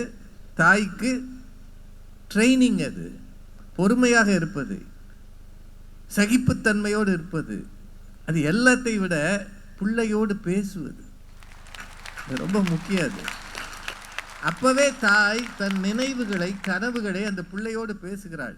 இந்த பிள்ளை உதைக்கிறான்னு 7 மாதத்து 6 மாதத்தில் வந்து சொல்லுவாங்க பார்த்துருக்கீங்களா, தகப்பனும் தாயும் தனிமையில் ரசிக்கிற காட்சி அது. உன் மகன் உதைக்கிறான்யா அப்படின்னு இதெல்லாம் உணர்ந்திருக்கவங்களுக்கு தெரியும். அது ஒரு பாடம் யாது, அது ஒரு படிப்பினை. அப்படித்தான் குழந்தைகளை வளர்க்கிறோம். அவங்களுக்கு போய் இவ்வளவு நெருக்கடி கொடுக்குறீங்களேன்னு இந்த அணிக்கு நிறைவாக அருள் பிரகாஷ் கம்பீரமாக பேசியிருக்கிறார். வாங்கம்மா, என்னதாம்மா பிள்ளைகளோட பிரச்சனை? பட்டிமன்ற உலகின் கதாநாயகனாக திகழ்ந்து கொண்டிருக்கிற நடுவர் அவர்களே, என்னை பார்த்தா பாண்டிச்சேரிக்கு வந்த சோதனையா? 2 அணிகளையும் சார்ந்த அறிஞர் பெருமக்களே, எங்கள் கல்யாண மாலையின் சிங்கப்பெண் மீரா மேடம் அவர்களே, கல்யாண மாலையின் புன்னகை மன்னன் மோகன் சார் அவர்களே, இங்கே பெருந்திரளாக கூடியிருக்கிற பாண்டிச்சேரி மண்ணின் மைந்தர்களே, உங்கள் அத்துணை பேருக்கும் என்னுடைய பணிவான வணக்கங்களை கனிவோடு தெரிவித்துக் கொள்கிறேன். ஐயா எதிரணியில இருந்து ஒரு கவிதையை வளர்க்குற ஒருத்தங்க வந்தாங்க. கடைசியா பேசினவர் கவிதையாவே வாழ்றவர். அந்த அணியே கவிதை தாங்கய்யா. ஏன்னா கவிதைனாலே பொய். 3 பேர் மாத்தி மாத்தி பொய் பேசிட்டு போயிருக்கிறார். உங்களுக்கு தான் தெரியும், ஏன்னா நீங்க ஒரு கவிதாயினி. இல்ல அவரே என்ன சொல்றாரு, பேரண்டிங்னு எதுக்கு நீங்க ஃபீஸ் வாங்குறீங்க? அந்த 10 மாசம் பொறுமையாக தாயே எல்லாவற்றையும் கற்றுக்கொள்வாள் அல்லையா, இல்லவா? அது இயற்கை கற்றுக் கொடுக்கிறது அல்லவா? நம்மகிட்ட பேசுறீங்களே, குழந்தைய 5 வயசானா அதுவே பேசும், அதுவே நடக்கும், அதுவே விளையாடும். நீங்க என்ன பண்றீங்க? 6 மாசத்திலே கூட்டு போய் என் பிள்ளைக்கு பேச்சு வரலன்றீங்க. 10 மாசத்துல கூட்டு போய் என் பிள்ளை நடக்கலங்கிறீங்க. 11 மாசத்துல கூட்டு வந்து என் பிள்ளை படிக்கலங்கிறீங்க. 4 வயசு வரைக்கும் பொறுமையா குழந்தைகளோடு நீங்கள் பேசுங்கள், குழந்தைகள் அவர்களாக பேசுவார்கள் என்பதுதான் இயற்கை. விட்டுருங்க, தானா வளரும்ல. மாத்திரை பிள்ளைக்கு காய்ச்சல்னா என்னங்க செய்யணும்? பாப்பா உனக்கு காய்ச்சல், தம்பி உனக்கு காய்ச்சல் தான், அந்த மாத்திரை சாப்பிடு சரியா போகுன்னு சொல்வதுதான் நல்ல பேரண்டிங். அதை குலோப் ஜாமுன்குள்ள வச்சு இது ஒரு பழம், எந்த பிள்ளையாவது நம்புமாயா? இத பழம் கூட நம்பாதியா? இவ்வளவு பழமா இருக்கு உங்க அணியே. அதை விட 19 மார்க்குக்கு ரூபா கொடுத்துருக்கு பாருங்க ஒரு அம்மா. அது அடுத்து வர்றையா, இந்த குலோப் ஜாமுன்குள்ள மாத்திரையை வச்சு கொடுத்தா அந்த பிள்ளை என்ன சொல்ல தெரியுமா? வாங்கி பார்த்துட்டு இன்னும் என்னை பைத்தியன்னு நினைச்சுன்னு இருக்கிறேல நீ. குழந்தைகள் எவ்வளவு ஃபாஸ்டா இருக்கீங்க, இன்னும் அப்பாவியாவே இருக்கிறீங்க. 20 வருஷத்துக்கு முந்தின கதையை வந்து இதுல 19 மார்க்கு 19 ரூபா அப்படின்னு சொல்லுவான் அந்த குழந்தை. அம்மா சொல்லுவாங்களாம், இன்னும் கொஞ்சம் அதிகமாக மார்க் எடுத்து என்னிடம் காசு வாங்க மாட்டானா? அவன் அப்படிலாம் வாங்க மாட்டான், அடுத்து முட்டையா வாங்கிட்டு வருவான். என்னடா 5 முட்டைகள் இருக்கிறது, எங்கள் ஆசிரியர்கள் நான் ரொம்ப வீக்காக இருக்கிறேன், 5 முட்டையை அவிச்சு எனக்கு கொடு என்று சொல்லுகிறார்கள்னு சொல்லும். இதுல அந்த வழக்கறிஞர் தம்பி போட்டோ எடுக்கும்போது 18 வயசுக்கு கீழே உள்ள குழந்தைகளை பிளர் பண்ணி தான் போடணுமா? அப்படி ஒரு சட்டமே இருக்கிறதா? நான் கேட்குறேன், 2 வயசுலயும் 3 வயசுல உள்ள குழந்தைகளை ஃபேஸ்புக்ல போட்டு என் மகளுக்கு பிறந்த நாள் வாழ்த்து சொல்லுங்களேன் அப்படின்னு போடுறது யாரு? குழந்தை பெத்தவங்க தாங்க. பிள்ளைங்க போட்டோவை போட்டு, அதுவும் தவழ்ற போட்டோவை போட்டு என் பிள்ளைக்கு 2 வயசு ஆயிடுச்சு 3 வயசு ஆயிடுச்சு வாழ்த்து சொல்லுங்கன்னு சொல்றதே அவங்க தான். இதுல ஒரு பையன் நாயோட போய் செல்ஃபி எடுத்திருக்கான். ஐயா அந்த பையன் வேற யாரும் இல்லை. யார் அந்த பையன்? அவர் தான் அந்த பையன். 1 மாசம் அவர் பட்டிமன்றமே வராம இருந்தார் தெரியுமா? அந்த நாய்க்கடி வாங்கினதான். அதனாலயா சொல்றது பூரா இவங்க தாங்க. இதுல அணுக்கரகா வந்து பேசுனாங்க, பயங்கரமான பேச்சுங்க. ஒரு தடவை யூஸ் பண்ணதை இன்னொரு தடவை யூஸ் பண்ண மாட்டாங்க. நீங்க தான் துபாய்க்காரங்க மாதிரி பிள்ளைகளை வளர்த்து வச்சிருக்கீங்க. உள்ளூர்காரங்க மாதிரி வளர்த்தா அவன் உள்ளூர்கார மாதிரி வளருவான். துபாய்க்கார மாதிரி பிள்ளைய வளர்த்தா அவன் ஒரு தடவை யூஸ் பண்ணதை இன்னொரு தடவை யூஸ் பண்ண மாட்டான். நாங்கள் கொடுக்குற கசப்பு அப்பாவுக்கு சுகராக மாறுகிறது. நீங்கள் ஹெல்த் ஸ்கூலுக்கு போங்க, சுகராக ஒன்றும் இல்லாமல் ஆக்கி விடுவார். நீங்கள் அப்பா சுகர் பேஷண்ட்டுங்கிறதுனால பிள்ளைய டாக்டர் ஆகணும்னு நினைக்கிறாங்கய்யா. அம்மா டீச்சர் ஆகணும்னு ஒரு காலத்தில் கனவு கண்டிருக்காங்க, மக லெக்சரர் ஆகணும்னு அந்த கனவை திணிக்கிறாங்க. வீட்டில் இருக்கிற தாத்தாவும் பாட்டியும் அது சீனியர் சிட்டிசன், ஊரை சுற்றி பார்க்கறதுக்காக பிள்ளைகளை சிங்கப்பூர் சிட்டிசனா மாற்ற ஆசைப்படுகிறீர்களே, உங்கள் கனவை பிள்ளைகள் மேல் திணிப்பதை போல ஒரு பரிதாபம் இந்த உலகத்தில் ஏதாவது உண்டாங்க? உங்க கனவை இன்னொருத்தர் மேல் திணிப்பதே எவ்வளவு பெரிய பரிதாபம். அவன் பாஸ் மார்க் எடுக்கிறதுக்கே தலைகளாக நின்று தண்ணி குடிச்சுக்கிட்டு இருக்கான். அன்னைக்கெல்லாங்க பிள்ளைங்க ஃபெயில் ஆனாதாங்க தற்கொலை பண்ணிக்குவாங்க. ஃபெயிலாக போயிட்டோமே எப்படி இந்த சமூகத்தில் வாழ்றதுன்னு ஃபெயில் ஆனாதான் பிள்ளைகள் தற்கொலை செய்து கொண்டார்கள். ஆனால் இந்த தடவை நீங்கள் பார்த்துருப்பீங்க, ஃபெயில் ஆயிடுவோமேன்னு பயந்து போய் நிறைய பிள்ளைகள் தற்கொலை செய்து கொண்டார்கள். ஆனால் ரிசல்ட் வந்ததுக்கப்புறம் பார்த்தா அந்த பிள்ளைங்க பூரா பாஸுங்க, நல்ல மார்க் எடுத்து பாஸ் ஆகிருக்கிறாங்க. அப்போ அவங்க மனசுக்குள்ளே இவ்வளவு அழுத்தத்தை யார் கொண்டு வந்து தந்தது என்றால் இந்த சமூகமும் பெற்றோர்களும் ஆசிரியர்களும் தாங்க தந்தது. அவ்வளவு ஒப்பீடு. உங்களை சொன்னால் மட்டும் எவ்வளோ கோபம் இருக்கு. உங்கள் பெரியப்பா அண்ணா நகரில் வீடு கட்டிட்டாரே, நீங்கள் ஏன் கட்டலன்னு சொன்னால் மட்டும் உங்களுக்கு இதயத்தின் ஓரத்தில் வலிக்கிறதே கவிதை. நீங்கள் எங்களை பார்த்து எதிர்த்த வீட்டு பிள்ளை எவ்வளோ மார்க் எடுத்துருச்சு, பக்கத்து வீட்டு பையன் எவ்வளோ மார்க் எடுத்துட்டான், அவன் அப்படி போயிட்டான் இப்படி போயிட்டான்னு ஒப்பீடு செய்தீர்கள் என்றால் பிள்ளைகள் மனசு எவ்வளவு வேதனைப்படும் என்று என்னைக்காவது நீ நினைச்சிருக்கிறீங்களா? எங்க ஒரு பூவை இன்னொரு பூவோடு ஒப்பிடக்கூடாது. ஒரு ரோஜா பூவை மல்லிகை பூவோடு அல்ல, இன்னொரு ரோஜா பூ கூட ஒப்பிடக்கூடாது என்று சொன்னார்கள் என்றால் ஒவ்வொருத்தருக்கும் ஒரு அறிவு இருக்குங்க, ஒவ்வொருத்தருக்கும் ஒரு தனித்தன்மை இருக்கும். யாரு கைரேகையும் ஒரே மாதிரி இல்லைங்க அந்த உலகத்தில். ஒருத்தர் கைரேகை மாதிரி இன்னொருத்தர் கைரேகை இருக்கா? ஒருத்தர் கையெழுத்து மாதிரி இன்னொருத்தர் கையெழுத்து இருக்கா? பிறகு ஏன் ஒருத்தருடைய தலையெழுத்தை உங்க இஷ்டத்துக்கு எழுத ஆசைப்படுகிறீர்கள் என்றுதான் எங்கள் பிள்ளைகள் வருத்தப்படுகிறார்கள். கலீல் ஜிப்ரன் ஒருத்தர் இருந்தாருங்க, ரொம்ப அழகா சொன்னார் பெத்தவங்களை பார்த்து, உங்கள் புன்னகை எவ்வளவுதான் அழகாக இருந்தாலும் அதை உங்கள் பிள்ளைகளின் உதட்டில் ஒட்டி வைக்க முயற்சி செய்யாதீர்கள்னு சொன்னார். நீங்க எவ்வளவு பெரிய கனவு கண்டாலும் அந்த பிள்ளைகள் மேல் தயவு செஞ்சு திணிக்காதீர்கள். நான் இந்த அன்னைக்கு நான் ஏன் வந்தேன், நீங்க கூட சொன்னீங்க ஒரு பெற்றோரா இருந்துகிட்டு பிள்ளைகளுக்காக பேச வந்தீங்க. உண்மையிலே நான் அதுக்கான தன்னிலை விளக்கத்தை சொல்லிடுறேன், இல்லைன்னா தெய்வ குத்தமாயிருங்க. இல்லம்மா நீங்க சொல்லுங்க. ஏன்னா அவங்க 2 பேரும் சொன்னாங்கல்ல, நான் 10th 352 மார்க் எடுத்தேன். மொத்தத்துக்கு இல்லைங்க 10th அதாம்மா, மொத்தத்துக்கு 500க்கு 352. எங்க அம்மா அன்னைக்கு பாயாசம் வச்சு தெருவுலாம் கொடுத்தாங்க. என் பொண்ணு பாஸ் ஆயிருச்சுன்னு கொண்டாடினாங்க. என் பொண்ணு 10th 476 மார்க் எடுத்துச்சு. என் பக்கத்துல வர்றதுக்கே ரொம்ப தயங்குச்சு. ஏம்மா என்னம்மா அப்படின்னு. 490 வரும்னு உங்ககிட்ட சொன்னேன், ஆனா 476 தான் வந்திருக்கு. எனக்கு ஒரு மாதிரி அன்னீசியா இருக்குது, எனக்கு அப்படியே வருத்தமா இருந்தது. இந்த மார்க்கை வைத்துதான் பெற்றோர்கள் பிள்ளைகளை நேசிக்க போகிறோமா? 10 மார்க் குறைஞ்சிட்டா நீங்க எங்க பிள்ளைகள் இல்லையா? ஆனால் அந்த அளவுக்கு பிள்ளைகளை வேதனையின் விளிம்பில் தள்ளி இருக்கிறோம் என்கின்ற மன வருத்தத்தில் தான் பிள்ளைகளுக்காக நான் இங்கே பேச வந்திருக்கிறேன். நடுவர் அவர்களே, ஐயா அன்னைக்கெல்லாம் நாங்க 9th 10th படிக்கும் போதே பொம்பளை பிள்ளைங்களுக்கு சைக்கிள் வாங்கி கொடுப்பாங்கய்யா. ஒரு சைக்கிள், ஒரு லேடிஸ் சைக்கிள் ஒன்று வாங்கி கொடுத்துருவாங்க. நாங்க காலையில டியூஷனுக்கு போனாலும் சரி 10 மணி வரைக்கும் நாங்க நைட் ஸ்டடி முடிச்சுட்டு சைக்கிள்ல தான் தனியா வீட்டுக்கு போவோம் அந்த இரவு நேரத்துல. அப்ப எல்லாம் இன்னைக்கு இருக்கிற ஸ்ட்ரீட் லைட் மாதிரி எல்லாம் இருக்காது, இருட்டா தான் இருக்கும். ஒரு நாள் என் சைக்கிள் பஞ்சர் ஆயிடுச்சுங்க தெருவுல, யாருன்னே தெரியாத ஒரு தெருவுல. அந்த வீட்டுக்கார ஐயா வந்து பார்த்துட்டு, ஐயா பஞ்சர் ஆயிடுச்சுமா, நீ வண்டி இங்க விட்டுரு, இந்த அண்ணன் கூட வீட்டில் கொண்டு போய் உன்னை விட சொல்லிடுறேன், நாளை காலையில் இப்படித்தானே நீ 8 மணிக்கு வருவேன், இந்த சைக்கிளை அப்பா பஞ்சர் பார்த்து வச்சிடுறேன், நீ எடுத்துட்டு போன்னு சொன்னாரு. யாரோ ஒரு அந்நியனை அண்ணனாக நம்பி நான் பின்னாடி உட்காந்து போனேன், பத்திரமா வீட்டில் விட்டுட்டு வந்தாரு. நல்ல மனுஷங்க. ஆனா இன்னைக்கு சமூக சூழல் என் பொண்ணுக்கு நான் சைக்கிளே வாங்கி தரலங்கய்யா. காலையில டியூஷனுக்கு என் வீட்டுக்காரர் கூட தான் அது பைக்ல போகுது, அப்பா கூட போகுது. சாயந்தரம் சைக்கிள்ல தம்பி கூட்டு வர்றான். இவங்க 2 பேரும் வீட்டுல இல்லைன்னா நான் ஆட்டோல அந்த குழந்தையை அழைத்து செல்லுகிறேன் என்றால் இன்னைக்கு பக்கத்து வீட்டு அண்ணனை கூட நம்ப முடியாத அளவுக்கு எங்கள் பெண் குழந்தைக்கு ஆபத்து சுத்தி இருக்கிறது என்றால் யார் பரிதாபத்துக்கு உரியவங்க? நாங்க இயல்பாகவும் சுதந்திரமாகவும் சந்தோஷமாகவும் வாழ்ந்தோம் ஒரு காலத்தில். ஆனா எங்களுக்கு பிறந்த பெண் குழந்தைகள் இயல்பான வாழ்க்கையை தொலைத்து விட்டு அச்சத்தோடு வாழ்ந்து கொண்டிருக்கிறார்கள் என்றால் அவங்க தானங்க பரிதாபத்துக்கு உரியவர்கள். இவ்வளவு பேசுறீங்க, என்ன இந்த பிள்ளைங்க வாழ்ந்துட்டு இருக்காங்க நீங்க நினைக்கிறீங்க?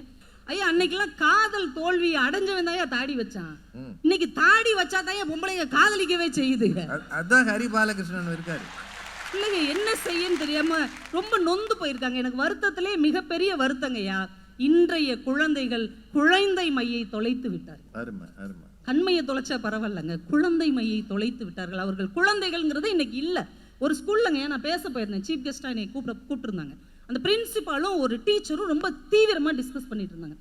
அந்த டீச்சர் சொல்றாங்க, நம்ம தர்ஷினியை தான் முதல் ரெப்ரசன்டேட்டிவா நம்ம அனௌன்ஸ் பண்ணியிருந்தோம், ஆனா தர்ஷினி ஒரு 7 டேஸா ஏதோ ஹெல்த் இஷ்யூஸ் வரல, அதனால பூஜாவை நம்ம ரெப்ரசன்டேட்டிவா ஆக்கிட்டோம். இப்ப சரியாகி வந்த தர்ஷினி இவங்களுக்கு கோஆபரேட் பண்ண மாட்டேங்கிறாங்க. இவங்க ஒரு குரூப்பிசம் வச்சிருக்காங்க, அவங்க ஒரு குரூப்பிசம் வச்சு ஒரே பிரச்சனையா இருக்கு கிளாஸ் ரூம்ல. தர்ஷினியை வர சொல்லுமா, அவ ரொம்ப நல்ல பொண்ணாச்சே, நான் சொன்னா கேட்பாங்க, வர சொல்லுங்க. உடனே நான் ஏதோ ஒரு 12ஆம் கிளாஸ் படிக்கிற பொண்ணு வரும் போல நான் அப்படியே ஆவலா பாக்குறேன். திம்முடுகாண்டி ஒரு கவிதை வருகிறது. யூகேஜி படிக்கிற தர்ஷினி கிளாஸ்ல குரூப்பிசம் வச்சு நடத்துது. இந்த ஹெச்எம் சொல்லுது, வாங்க தர்ஷினி, என்ன பிரச்சனை உங்களுக்கு? யாருக்கிட்ட? யூகேஜி பிள்ளைகிட்ட. அநியாயங்க, இந்த டைம்ல அவ ரெப்ரசன்டேட்டிவா இருப்பா, அடுத்த டைம்ல நீ ரெப்ரசன்டேட்டிவா இரு, ஒழுங்கா போய் படின்னு போனா அது மறந்து போயிருங்க. குழந்தை ஞாபக மறதி உடையது. அதனாலதான் பாட்டுல எழுதுனாங்க, குழந்தையும் தெய்வமும் குணத்தால் ஒன்று, தவறுகளை மறந்துவிடும் மனத்தால் ஒன்றுன்னு எழுதுனாங்க. ஆனா இவங்க 2 பேரையும் இந்த அக்னி நட்சத்திரம் படத்துல வர்ற பிரபு கார்த்திக் மாதிரி ஆக்கி வச்சிருக்காங்க. சின்ன குழந்தைகளுக்கு எதுக்கு இவ்வளவு மரியாதை? யூகேஜி படிக்கிற பிள்ளைங்களை ஏன் வாங்க போங்கன்னு சொல்றீங்க? அவங்க சின்ன பிள்ளை தானே, சின்ன பிள்ளையை சின்ன பிள்ளைகளாக நடத்துங்கள். அவங்க குழந்தை மையை தொலைத்து விட்டு பெரியவர்களுக்கான கிரீடத்தை வைத்து அவர்களை அழுத்தி கொண்டிருக்கிறீர்கள் என்பதை தயவு செஞ்சு பெற்றவங்களும் சமூகமும் புரிஞ்சுக்கோங்க. இன்னைக்கு இந்த அனுக்கிரகம் இருக்காங்களே கவிதை தாயார், இந்த கவிதை தாயார் என்கிட்ட பேசும்போது சொன்னாங்க, அவங்க ஒரு கிண்டர் கார்டன் ஸ்கூல் நடத்துறாங்க. அதுல ஒரு பாப்பாவை அந்த டீச்சர் சொல்லியிருக்காங்க அவங்க அம்மாவுக்கு முன்னாடி. அந்த பாப்பா எதையோ பிடிச்சி இழுத்துட்டு இருக்கு, கொஞ்ச நேரம் சும்மாரு அப்படின்னு இருக்காங்க. சும்மாருன்னு சொன்ன வார்த்தைக்கு அந்த அம்மா சண்டைக்கு வந்துட்டாங்களாம். என் பிள்ளைய நானே சும்மாருன்னு சொன்னது இல்ல, நீங்க எப்படி சும்மாருன்னு சொல்லலாம்? விடிய விடிய அது சும்மாரு சும்மாரு சும்மாரு அழுது தெரியுமா அப்படின்னு இருக்காங்க. சொன்னாங்களா இல்லையா? அதை விட பெரிய கொடுமைங்க, அந்த பாட்டு போட்டி டான்ஸ் போட்டிக்கெல்லாம் பிள்ளைகளை அனுப்புறாங்க இல்லையா? 25 வயசு பிள்ளைங்க பாட வேண்டிய பாட்டை 8 வயசு பிள்ளை பாடுங்க. ஆபாச பாட்டு, விரச பாடலை, காதல் ஏக்க பாடலை 5 வயசு பிள்ளை பாடுது, குத்தாட்டம் போடுது. கூடவே ஒரு 8 வயசு பையன் கட்டி பிடிச்சி ஆடுறான். நடுவர் சொல்றார், அந்த நடுவர் நீங்க நல்ல என்ன வேணாலும் சொல்லுங்கம்மா. அந்த நடுவர் சொல்றாரு, போன பாட்டுக்கு உங்களுக்கு கெமிஸ்ட்ரி நல்லா செட் ஆச்சு, இந்த பாட்டுக்கு உங்களுக்கு கெமிஸ்ட்ரி செட் ஆகல. அவ பாட்டு ஒரு பொண்ணு ஆபாசமா பாடுது, உங்க வாய்ஸ்ல இன்னும் கொஞ்சம் ஃபீலிங் வேணுங்கிறார். 5 வயசுல என்ன ஃபீலிங் வேண்டியிருக்கு? என்ன ஃபீலிங்? என்ன ஃபீலிங்? வடிவேல் மாதிரி கேளுங்க. கொடுமையா இருங்க. போட்டியில தோத்து போன பேச்சு போட்டிக்கு எப்பயாவது நம்ம நடுவரை கூப்பிட்டு உட்கார வச்சிடுறாங்க. 100 பிள்ளைங்க போட்டியில சேர்றாங்கன்னா எத்தனைங்க பிரைஸ் கொடுக்க முடியும்? 3 பேருக்கு தானங்க கொடுக்க முடியும். மீதி 97 பேரண்ட்ஸும் தலையை விரிச்சு போட்டு அந்நியன் மாதிரி வந்து மேடையில சண்டை போடுறாங்க. என் பிள்ளைக்கு ஏன் கொடுக்கல, என் பிள்ளைக்கு 3 பிரைஸ் தான் வச்சிருக்காங்க. அதெல்லாம் சொல்லாதீங்க, என் பிள்ளை இனிமே என்னத்துக்கு ஆகும். அம்மா அப்படியே கதறி கதறி அழுகுறாங்க. அப்பா முதல் மரியாதை சிவாஜி மாதிரி வச்சுக்கிட்டு கும்பிடுறாரு. என் பிள்ளையோட எதிர்காலம் என்னமாகுமோ? ஏன் ஒரு போட்டியில தோத்தா என்னங்க, வாழ்க்கையில் தோல்விதான் வெற்றியின் படிக்கட்டு என்று தானே நமக்கு சொல்லி கொடுத்தாங்க. நீங்க தோல்வியே காணாத ஒரு பிள்ளையை வளர்க்க வேண்டும் என்றால் நீங்க மோசமான ஒரு குழந்தையை வளர்த்து கொண்டிருக்கிறீர்கள் என்றுதானே அர்த்தம். ஏன் அன்னைக்கெல்லாம் ஹாலிடேஸ்னு வந்தா, இப்ப நம்ம ஹாலிடேல தானே இருக்கிறோம். அன்னைக்கெல்லாம் ஹாலிடேஸ்னு வந்தா நீங்களாம் என்ன பண்ணீங்க? தாத்தா வீட்டுக்கு போனீங்க, பாட்டி வீட்டுக்கு போனீங்க, கிராமத்துக்கு போனோம், குலதெய்வம் கோயிலுக்கு போனோம். இன்னைக்கு என்ன செய்றீங்க? ஹாலிடேஸ்னு வந்துடக்கூடாது, நீச்சல் பட்டுக்கோ, சிலம்பங்கத்துக்கோ, குதிரை ஏறு, அபாக்கஸ் படி, நாய் கூட மேய், சும்பா டான்ஸ் கத்துக்கோ, பாட்டு கத்துக்கோ, மியூசிக் கத்துக்கோ. விரட்டி விரட்டி விரட்டி அடிக்கிறாங்க. போலீஸ்காரன் கூட தப்பு செஞ்சவங்கள தாங்க விரட்டி அடிப்பார் ஒரு போலீஸ்காரன். ஆனா எல்கேஜி சேர்த்ததுல இருந்து ஒரு அக்யூஸ்ட விரட்டுற மாதிரி நீங்க விரட்டு இருக்கே, ரொம்ப அநியாயமா. பிள்ளைகள் எல்லாம் நொந்து போய் இருக்கிறார்கள். நடுவர் அவர்களை ஒன்றை சொல்லி நான் முடிக்கிறேன். நீங்கள் பிள்ளைகளின் கனவு மாளிகையை இடித்து விட்டுத்தான் இன்ஜினியரிங் படிக்க வைக்கிறீர்கள். நீங்கள் பிள்ளைகளை மன அழுத்தத்துக்கு ஆளாக்கி விட்டுத்தான் மருத்துவராக மாற்றுகிறீர்கள். நீங்கள் பிள்ளைகளின் சுயத்தை அழித்து விட்டுத்தான் வரலாறு கற்றுக் கொடுக்கிறீர்கள்.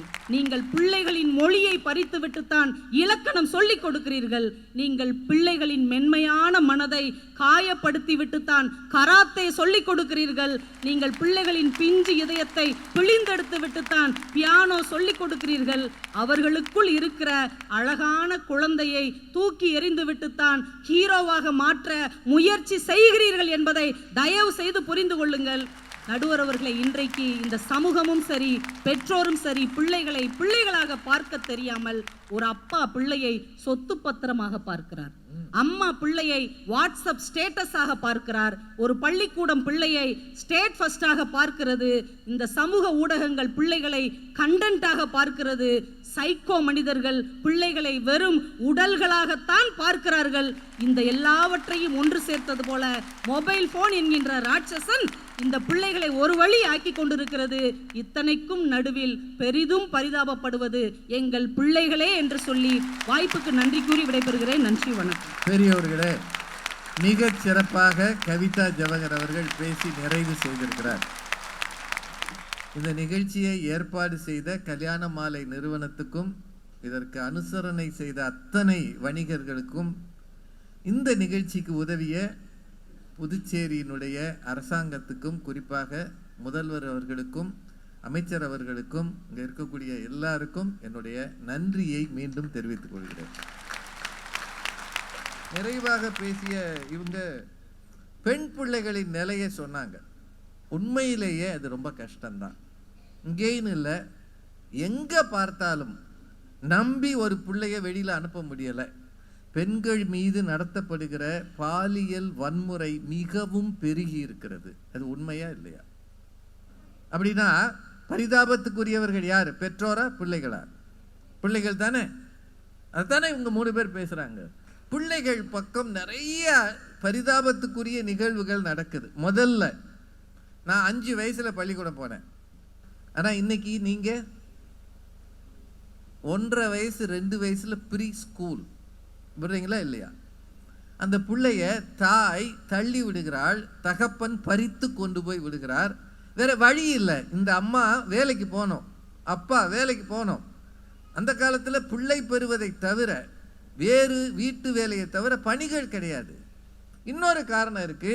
இந்த பிள்ளைகளை பார்த்து கொள்வதற்கு வீட்டில் ஆள் இருந்தாங்க. முன்னாடி இருந்தாங்களா இல்லையா? ஒரு அத்தை இருக்கும், ஒரு பாட்டி இருக்கும், ஒரு சித்தி இருக்கும், அல்லது வீட்டை ஒட்டி யாராவது வந்து இருப்பாங்க. இன்னைக்கு அம்மாவும் அப்பாவும் பூட்டிட்டு போகிறாங்க. இப்போ இந்த பிள்ளை எங்கே இருக்கும்? கொண்டு போய் விடணும், அதானே? இப்போ 1.5 வயது 2 வயதில் படிக்க போன பிள்ளைகளுக்கு சுமை இருக்கா இல்லையா? இருக்கா இல்லையா? சரி, அந்த பிள்ளைய கொண்டு போய் விடுறீங்களா? அவங்க ஒன்று சொன்னாங்கல்ல, ஒரு பொண்ணு யூகேஜியில் குரூப்பிசமா, கட்சிக்குள்ளே தான் குரூப்பிசம் இருக்கும். எப்படியா இதில் இருந்துச்சு? எப்படி வந்துச்சு? இந்த சின்ன குழந்தைக்கு குரூப்பிசமா? இப்போ இந்த பிள்ளைகள் எப்படியோ வளர்கிறார்கள், அவர்கள் மீது ஏதோ திணிக்கப்படுகிறது. அந்த குழந்தைக்கு என்ன லீடர்ஷிப்பு? இப்படி பள்ளிக்கூடங்களும் கல்வி திட்டமும் இருப்பதால் தானே பிள்ளைகள் மீது நெருக்கடி வருகிறது. இவங்க கேட்குற கேள்வி நியாயம் தானே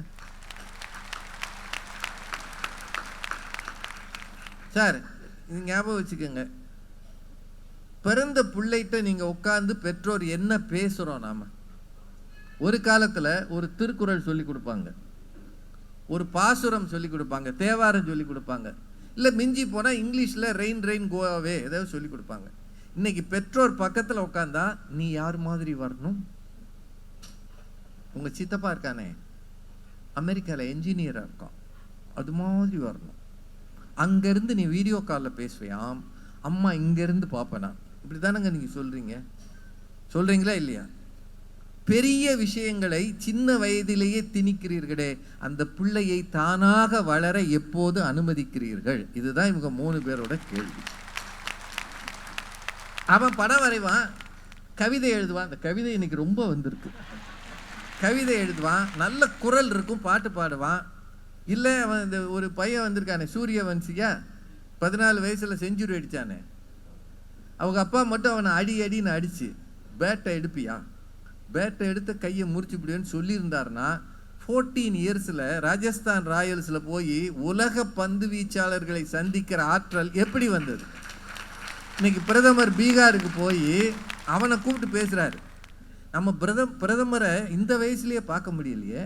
ஒரு சின்ன பையன் 14 வயசில் பார்க்குறான்னா எத்தனை உயரங்களை அவன் தொட்டு இருக்கிறான். இப்படிப்பட்ட பிள்ளைகள் வளர வேண்டும் என்றால் அவர்கள் இஷ்டத்துக்கு அவர்களை வளர விடுங்கள், திணிக்காதீர்கள். இதுதான் இவங்க 3 பேர் சொல்கிறது. இது சரிதானங்க? இப்போ நான் 70 மார்க் வாங்கிட்டு போனால் எங்கள் அப்பா அம்மாலாம் சந்தோஷப்பட்டிருக்காங்க.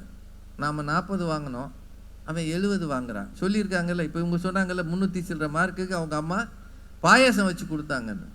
ஆனால் இன்னைக்கு 598 600க்கு வாங்கினா கூட அந்த அம்மா வருத்தப்படுது. 2 மார்க்ஸ் லாஸ்ட். நீ 600க்கு 600 வாங்கியிருந்தேன்னா ஸ்டேட் ஃபர்ஸ்ட் ஆகிருப்பேன். இன்னைக்கு உன்னை யாரும் பேட்டி காண மாட்டேங்கிறாங்க, ஒரு டிவியில் வரல. யார் உங்கள் அப்பா அம்மான்னு இவங்க போய் போஸ்ட் கொடுப்பாங்க, நாங்கள் தான் அப்பா அம்மா. எப்படி வளர்த்தோம்? டீ போட்டே வளர்த்தோம். மற்றவெல்லாம் என்ன பண்ணா? இந்த ஜென் ஜீன்னு ஒன்று இருக்குது, ஜென் ஆல்ஃபான்னு ஒன்று இருக்குது. இந்த 2000க்கு பிறகு பிறந்தவங்களெல்லாம் அப்படி பிரிச்சிருக்காங்க. இந்த தலைமுறை பிள்ளைகள் வேறு வகையாக வளர்கிறார்கள். அவங்களுக்கு இருக்கிற இந்த பியர் ப்ரெஷர் அப்படின்றது என்னன்னா, அவன் இப்போ எங்களுக்கெல்லாம் 5 ஃப்ரெண்ட்ஸ் இருந்தாங்க. இந்த 5 பேரும் மொத்தமாக எங்கள் வீட்டுக்கு வந்தாங்கன்னா எங்கள் அப்பா என்னையை போட்டு வெளுத்துருவார். இவங்கெல்லாம் ஏன் கூப்பிட்டு வந்த, இது என்ன வீடா கூத்துக்களமா அப்படின்னு அடிப்பார். இன்னைக்கு ஒவ்வொரு பயலுக்கும் 1000 ஃப்ரெண்ட்ஸ் இருக்கான். எதில்? இன்ஸ்டாவில், ரீல்ஸில், ஃபேஸ்புக்கில். இந்த 1000 பேர் இவனை விரும்பணும்னு நினைக்கிறாங்க. இந்த 1000 பேர் லைக்ஸ் போடணும்னு நினைக்கிற ஒரு சமூகத்தில் இன்றைய பிள்ளைகள் வந்திருக்கிறார்கள். அதுதான் இந்த சூழல் அவங்களுக்கு தந்திருக்கிற பிரஷர். இருக்கா இல்லையா? எல்லாத்துக்கும் மேலே சமூக ஒழுக்கம் குன்றிய காலத்தில் இந்த பிள்ளைகள் வளர்கிறார்கள். உண்மையா இல்லையா? இன்னைக்கு மது போதை 2ம் பெருகி இருக்கிறது. அப்படின்னா இந்த சூழலில் கெட்டு போகாமல் வளர வேண்டும் என்கிற நெருக்கடியில் இந்த பிள்ளைகள் வாழ்கிறார். அவன் பேசாம போனா கூட எவனோ ஒருத்தன் கொடுத்துட்றாங்க. இல்லை சிங்கிள் பேரண்ட்னு ஒன்று இருக்குங்க. அப்பாவும் அம்மாவும் 1000 சண்டை போடுறாங்க. ராஜ்குமார் மாதிரி இருக்கிறவங்களுக்கு தெரியும். வகுப்பில் வந்து ஒரு பையன் உட்காந்துருப்பான், அப்படியே பிரம பிடிச்சவன் மாதிரியே இருப்பான். ஏண்டா அப்படின்னு கேட்டால் ஒன்றும் பதில் சொல்ல மாட்டான், அழுவான். ராத்திரியெல்லாம் எங்கள் வீட்டில் சண்டை சார், எங்கள் அப்பா குடிச்சிட்டு வந்து எங்கள் அம்மாவை அடி நொறுக்கிட்டார் சார். தூங்கவே இல்லை சார், எங்கள் அம்மா பாவம் சார், நான் சின்ன பையன் என்ன சார் செய்கிறது அப்படின்னு ஒவ்வொரு அழுவான். இந்த சூழலில் இருக்கிற பிள்ளைகள் பரிதாபத்துக்குரியவர்கள் என்று இவர்கள் சொல்வதை அங்கீகரித்துத்தானே ஆக வேண்டும். அவர்கள் பார்க்கிறது சமூக ஊடகங்கள் அத்தனையும் உங்களை எங்கோ கொண்டு போகிறது என்றால் அந்த நிலையில் பரிதாபத்துக்குரியவர்கள் இந்த பிள்ளைகள் தானே என்று இவர்கள் மூவரும் சொன்னதை முழுவதுமாக நாம் அங்கீகரிக்கிறோம். பெற்றோருக்கு என்ன எதிர்காலம் நினைக்கிறீங்க? யார் எதிர்காலம்? பிள்ளைகள் தான். பிள்ளைகளின் எதிர்காலத்தை பற்றி கனவு காண்பது நியாயம்தானே? நியாயமா இல்லையா? என்னங்க இந்த பிள்ளை இப்போ அப்பா வந்து கிளர்க்காக இருக்காரு, டேய் நான் எவ்வளோ காலம்டா சல்யூட் அடிக்கிறது, நீ ஒரு நாளாவது ஒரு ஆர்டிஓவா, அதை விட பெரிய வேலைக்கு வா, முடிஞ்சா கலெக்டராவா, அந்த இடத்துல நீ இருக்கிறத பார்த்தேன்னா நான் பிறந்ததுக்கு பலன் அதுதான்டான்னு சொல்றதுல என்னையா தப்பு? என்ன தப்பு? அதை நோக்கித்தானே வளரணும். தம்மின் தம்மக்கள் அறிவுடைமை மாநிலத்து மண்ணுயிர்க்கெல்லாம் இனிது. என்னை விட என் பிள்ளை புத்திசாலியா இருக்கணும், என்னை விட உயரங்களுக்கு போகணும்னு நினைப்பது தானே பெற்றோர். என்ன சிலருக்கு சொல்ல தெரியல, சிலருக்கு அதை பேச தெரியல, வழி நடத்த தெரியல. சார் 5 பைசாவுக்காக நாங்கள் அழுதுருக்கோம் சார், கொடுக்க மாட்டாங்க. ஆனால் இன்றைக்கு இருக்கிற பிள்ளைகள் 500 ரூபாயை சாதாரணமாக எடுத்துக்கொண்டு கடைக்கு போகிற அளவு பெற்றோர்கள் வாய்ப்பு வசதிகளை தந்திருக்கிறார்களா இல்லையா? தந்திருக்கிறார்களா இல்லையா? வாங்கி கொண்டு போனவர்கள் அதற்குரியவர்களாக வாழ வேண்டுமே தவிர என் கையில் இருக்கின்றதுக்காக எதை வேண்டுமானாலும் செய்யலாமா? இப்போ நம்பி கொடுத்த பெற்றோர் தவறு செய்தவர்களா, தவறு செய்கிற பிள்ளைகள் தவறானவர்களா? யோசிங்க. ஒரு சில கேள்விகளை பெற்றோரை நோக்கி பிள்ளைகள் கேட்கிறார்கள். அதாவது நல்லாவே சொன்னாங்க, என்ன செஞ்சு கிழிச்ச? இவர் கூட சொன்னார், ஏன் என்னைய பெத்த கேட்குறாயா? ஒரு காலத்தில் கல்யாணம் பண்ணிட்டு தான் கேட்பான், இப்போ படிக்கும் போதே கேட்குறான். என்னை அந்த காலேஜில் சேர்க்கலை, ஏன் நீ சேர்க்கலை? எதுக்கு நீ பிள்ளையை பெற்ற? இப்போ பெற்றோருக்கு எத்தனை நெருக்கடி இருக்கிறது. பரிதாபத்துக்குரியவர்கள் பெற்றோர்கள் தானே அப்படின்னு இவங்க சொன்னதில் உண்மை இருக்கா இல்லையா? இந்த மொபைல் வந்த பிறகு பிள்ளைகள் நம்ம விட்டு ரொம்ப விலகிறாங்க. ரொம்ப எல்லாத்துலேயும் பிரைவசி தேடுறாங்க. எந்த பிள்ளைகளாவது ஃபோன் பண்ணும்போது நீங்கள் பக்கத்தில் போய் நின்று பாருங்க, அம்மாவோ அப்பாவோ, நீங்கள் போக போக அவன் போய்கிட்டே இருப்பான். இது நிலா ஓடுற மாதிரியே இவங்க நம்ம இந்த பக்கம் போக அவன் முன்னாடியே போவான். ரொம்ப கிட்ட போனோம்னா ஃபோன் வை வை அப்புறம் பேசு. யார்டா பேசுன? ஃப்ரெண்டு. யாரா ஃப்ரெண்டு? நிறைய இருக்கானுங்க, அதில் ஒருத்தன். என்னடா பேசுன? நிறைய பேசினோம். அவன் யாருன்னு சொல்கிறா? நீ எத்தனை ஃப்ரெண்ட்ஸோட பேசுகிற? நான் என்னைக்காவது கேட்டிருக்கேனா? கொஞ்சம் கூட மேனர்ஸே இல்லாமல் எப்படிப்பா வளர்ந்தேன்றான். இப்போ நம்ம என்ன ஆவோம்ன்றீங்க? பிள்ளைகள் முன்னால் பெற்றோர் கூனி குறுகி வாழ்கிறார்கள் என்பதுதான் இன்றைய நிதர்சனம். சார் அவனுக்கு தெரிஞ்சதெல்லாம் எனக்கு தெரியாது சார். அவன் ஆர்டிஃபிஷியல் இன்டெலிஜென்ஸில் என்னைய மாதிரியே பேசிடுவான். இதையெல்லாம் கற்றுக்கிட்டு இருக்கிற பிள்ளைகள் பெற்றோரின் கண்ணீரை கவலையை கற்றுக்கொள்ளவே இல்லை என்பதுதான் உண்மை. முன்னாடியெல்லாம் சொல்லுவாங்க, தாயின் கண்ணீர் பிள்ளைகளை மாற்றும் என்று. நான் இன்னைக்கு அம்மா அழுதா என்ன சீன் போடுறேன்றான். பாத்ரூமுக்கு ஃபோன் எடுத்துகிட்டு போகிறாங்க சார் பொம்பளை பிள்ளைங்க. பாத்ரூமுக்கு எதுக்கு எடுத்துகிட்டு போகிறீங்க? படம் எடுத்து யாருக்கு அனுப்ப போகிறீர்கள்? நீங்கள் கெடுவதல்ல, அந்த குடும்ப மானமே கெட்டு போகுமே என்று பெற்றோர் அழுவதிலே அதை பார்க்கும்போது நமக்கு பரிதாபம் வராதா? வருகிறது என்பதுதான் உண்மை. எல்லாத்துக்கும் நிறைவா ஒரு வயது வந்த பிறகு யாரோ சொன்னாங்களே, 6 மாதம் இங்கே இரு, 6 மாதம் அங்கே இரு. பெற்றோரின் முதுமையின் போது அவர்களை உதறி தள்ளுகிற பிள்ளைகள் பெருகி இருக்கிறார்கள். எந்த ஊருக்கு போனாலும் ஊரின் எல்லையில் இருப்பது முதியோர் இல்லமாக இருக்கிறது. பிள்ளைகள் நல்லா தான் இருக்கிறாங்க, அதனால் அப்பா அம்மாவை வச்சு பார்க்க முடியலை. எனக்கு பிரைவசி வேணும்னு நினைக்கிறான். பிரைவசியை தேடுகிற பிள்ளைகள் பெற்றோரை புறந்தள்ளி விடுவது மிகப்பெரிய சோகம். அப்படி இருக்கிற பெற்றோரை பார்க்கும்போது இன்றைய சூழ்நிலையில் பிள்ளைகள் கஷ்டம் குறைவுன்னு நான் சொல்லலை, ஆனால் அந்த பிள்ளைகள் மேல் நம்பிக்கை வைத்து முழுவதும் ஏமாந்து போகிற பெற்றோரின் பரிதாபம்தான் மிக கொடுமையானது.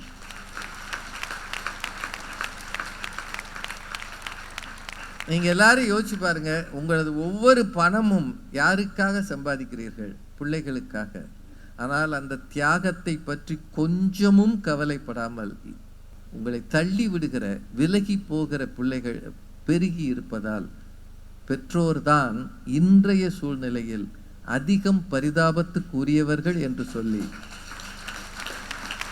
உங்களால் முடிந்தால் கொஞ்சம் மாற்ற பாருங்கள். பிள்ளைகள் மீது திணிக்கிற கனவுகளை குறையுங்கள். பெற்றோர்களே, பிள்ளைகள் மீது நம்பிக்கை வையுங்கள். பிள்ளைகளே, பெற்றோர் மீது பாசம் வையுங்கள். பணத்துக்காக அல்ல, அவர்கள் வழியாக பிறந்தீர்கள் என்பதற்காக பாசம் வையுங்கள். உங்கள் பெற்றோரை கொண்டாடுங்கள். அதுதான் இன்றைய தேவை என்று சொல்லி, அதிகம் பரிதாபத்துக்குரியவர்கள் பெற்றோர்களே.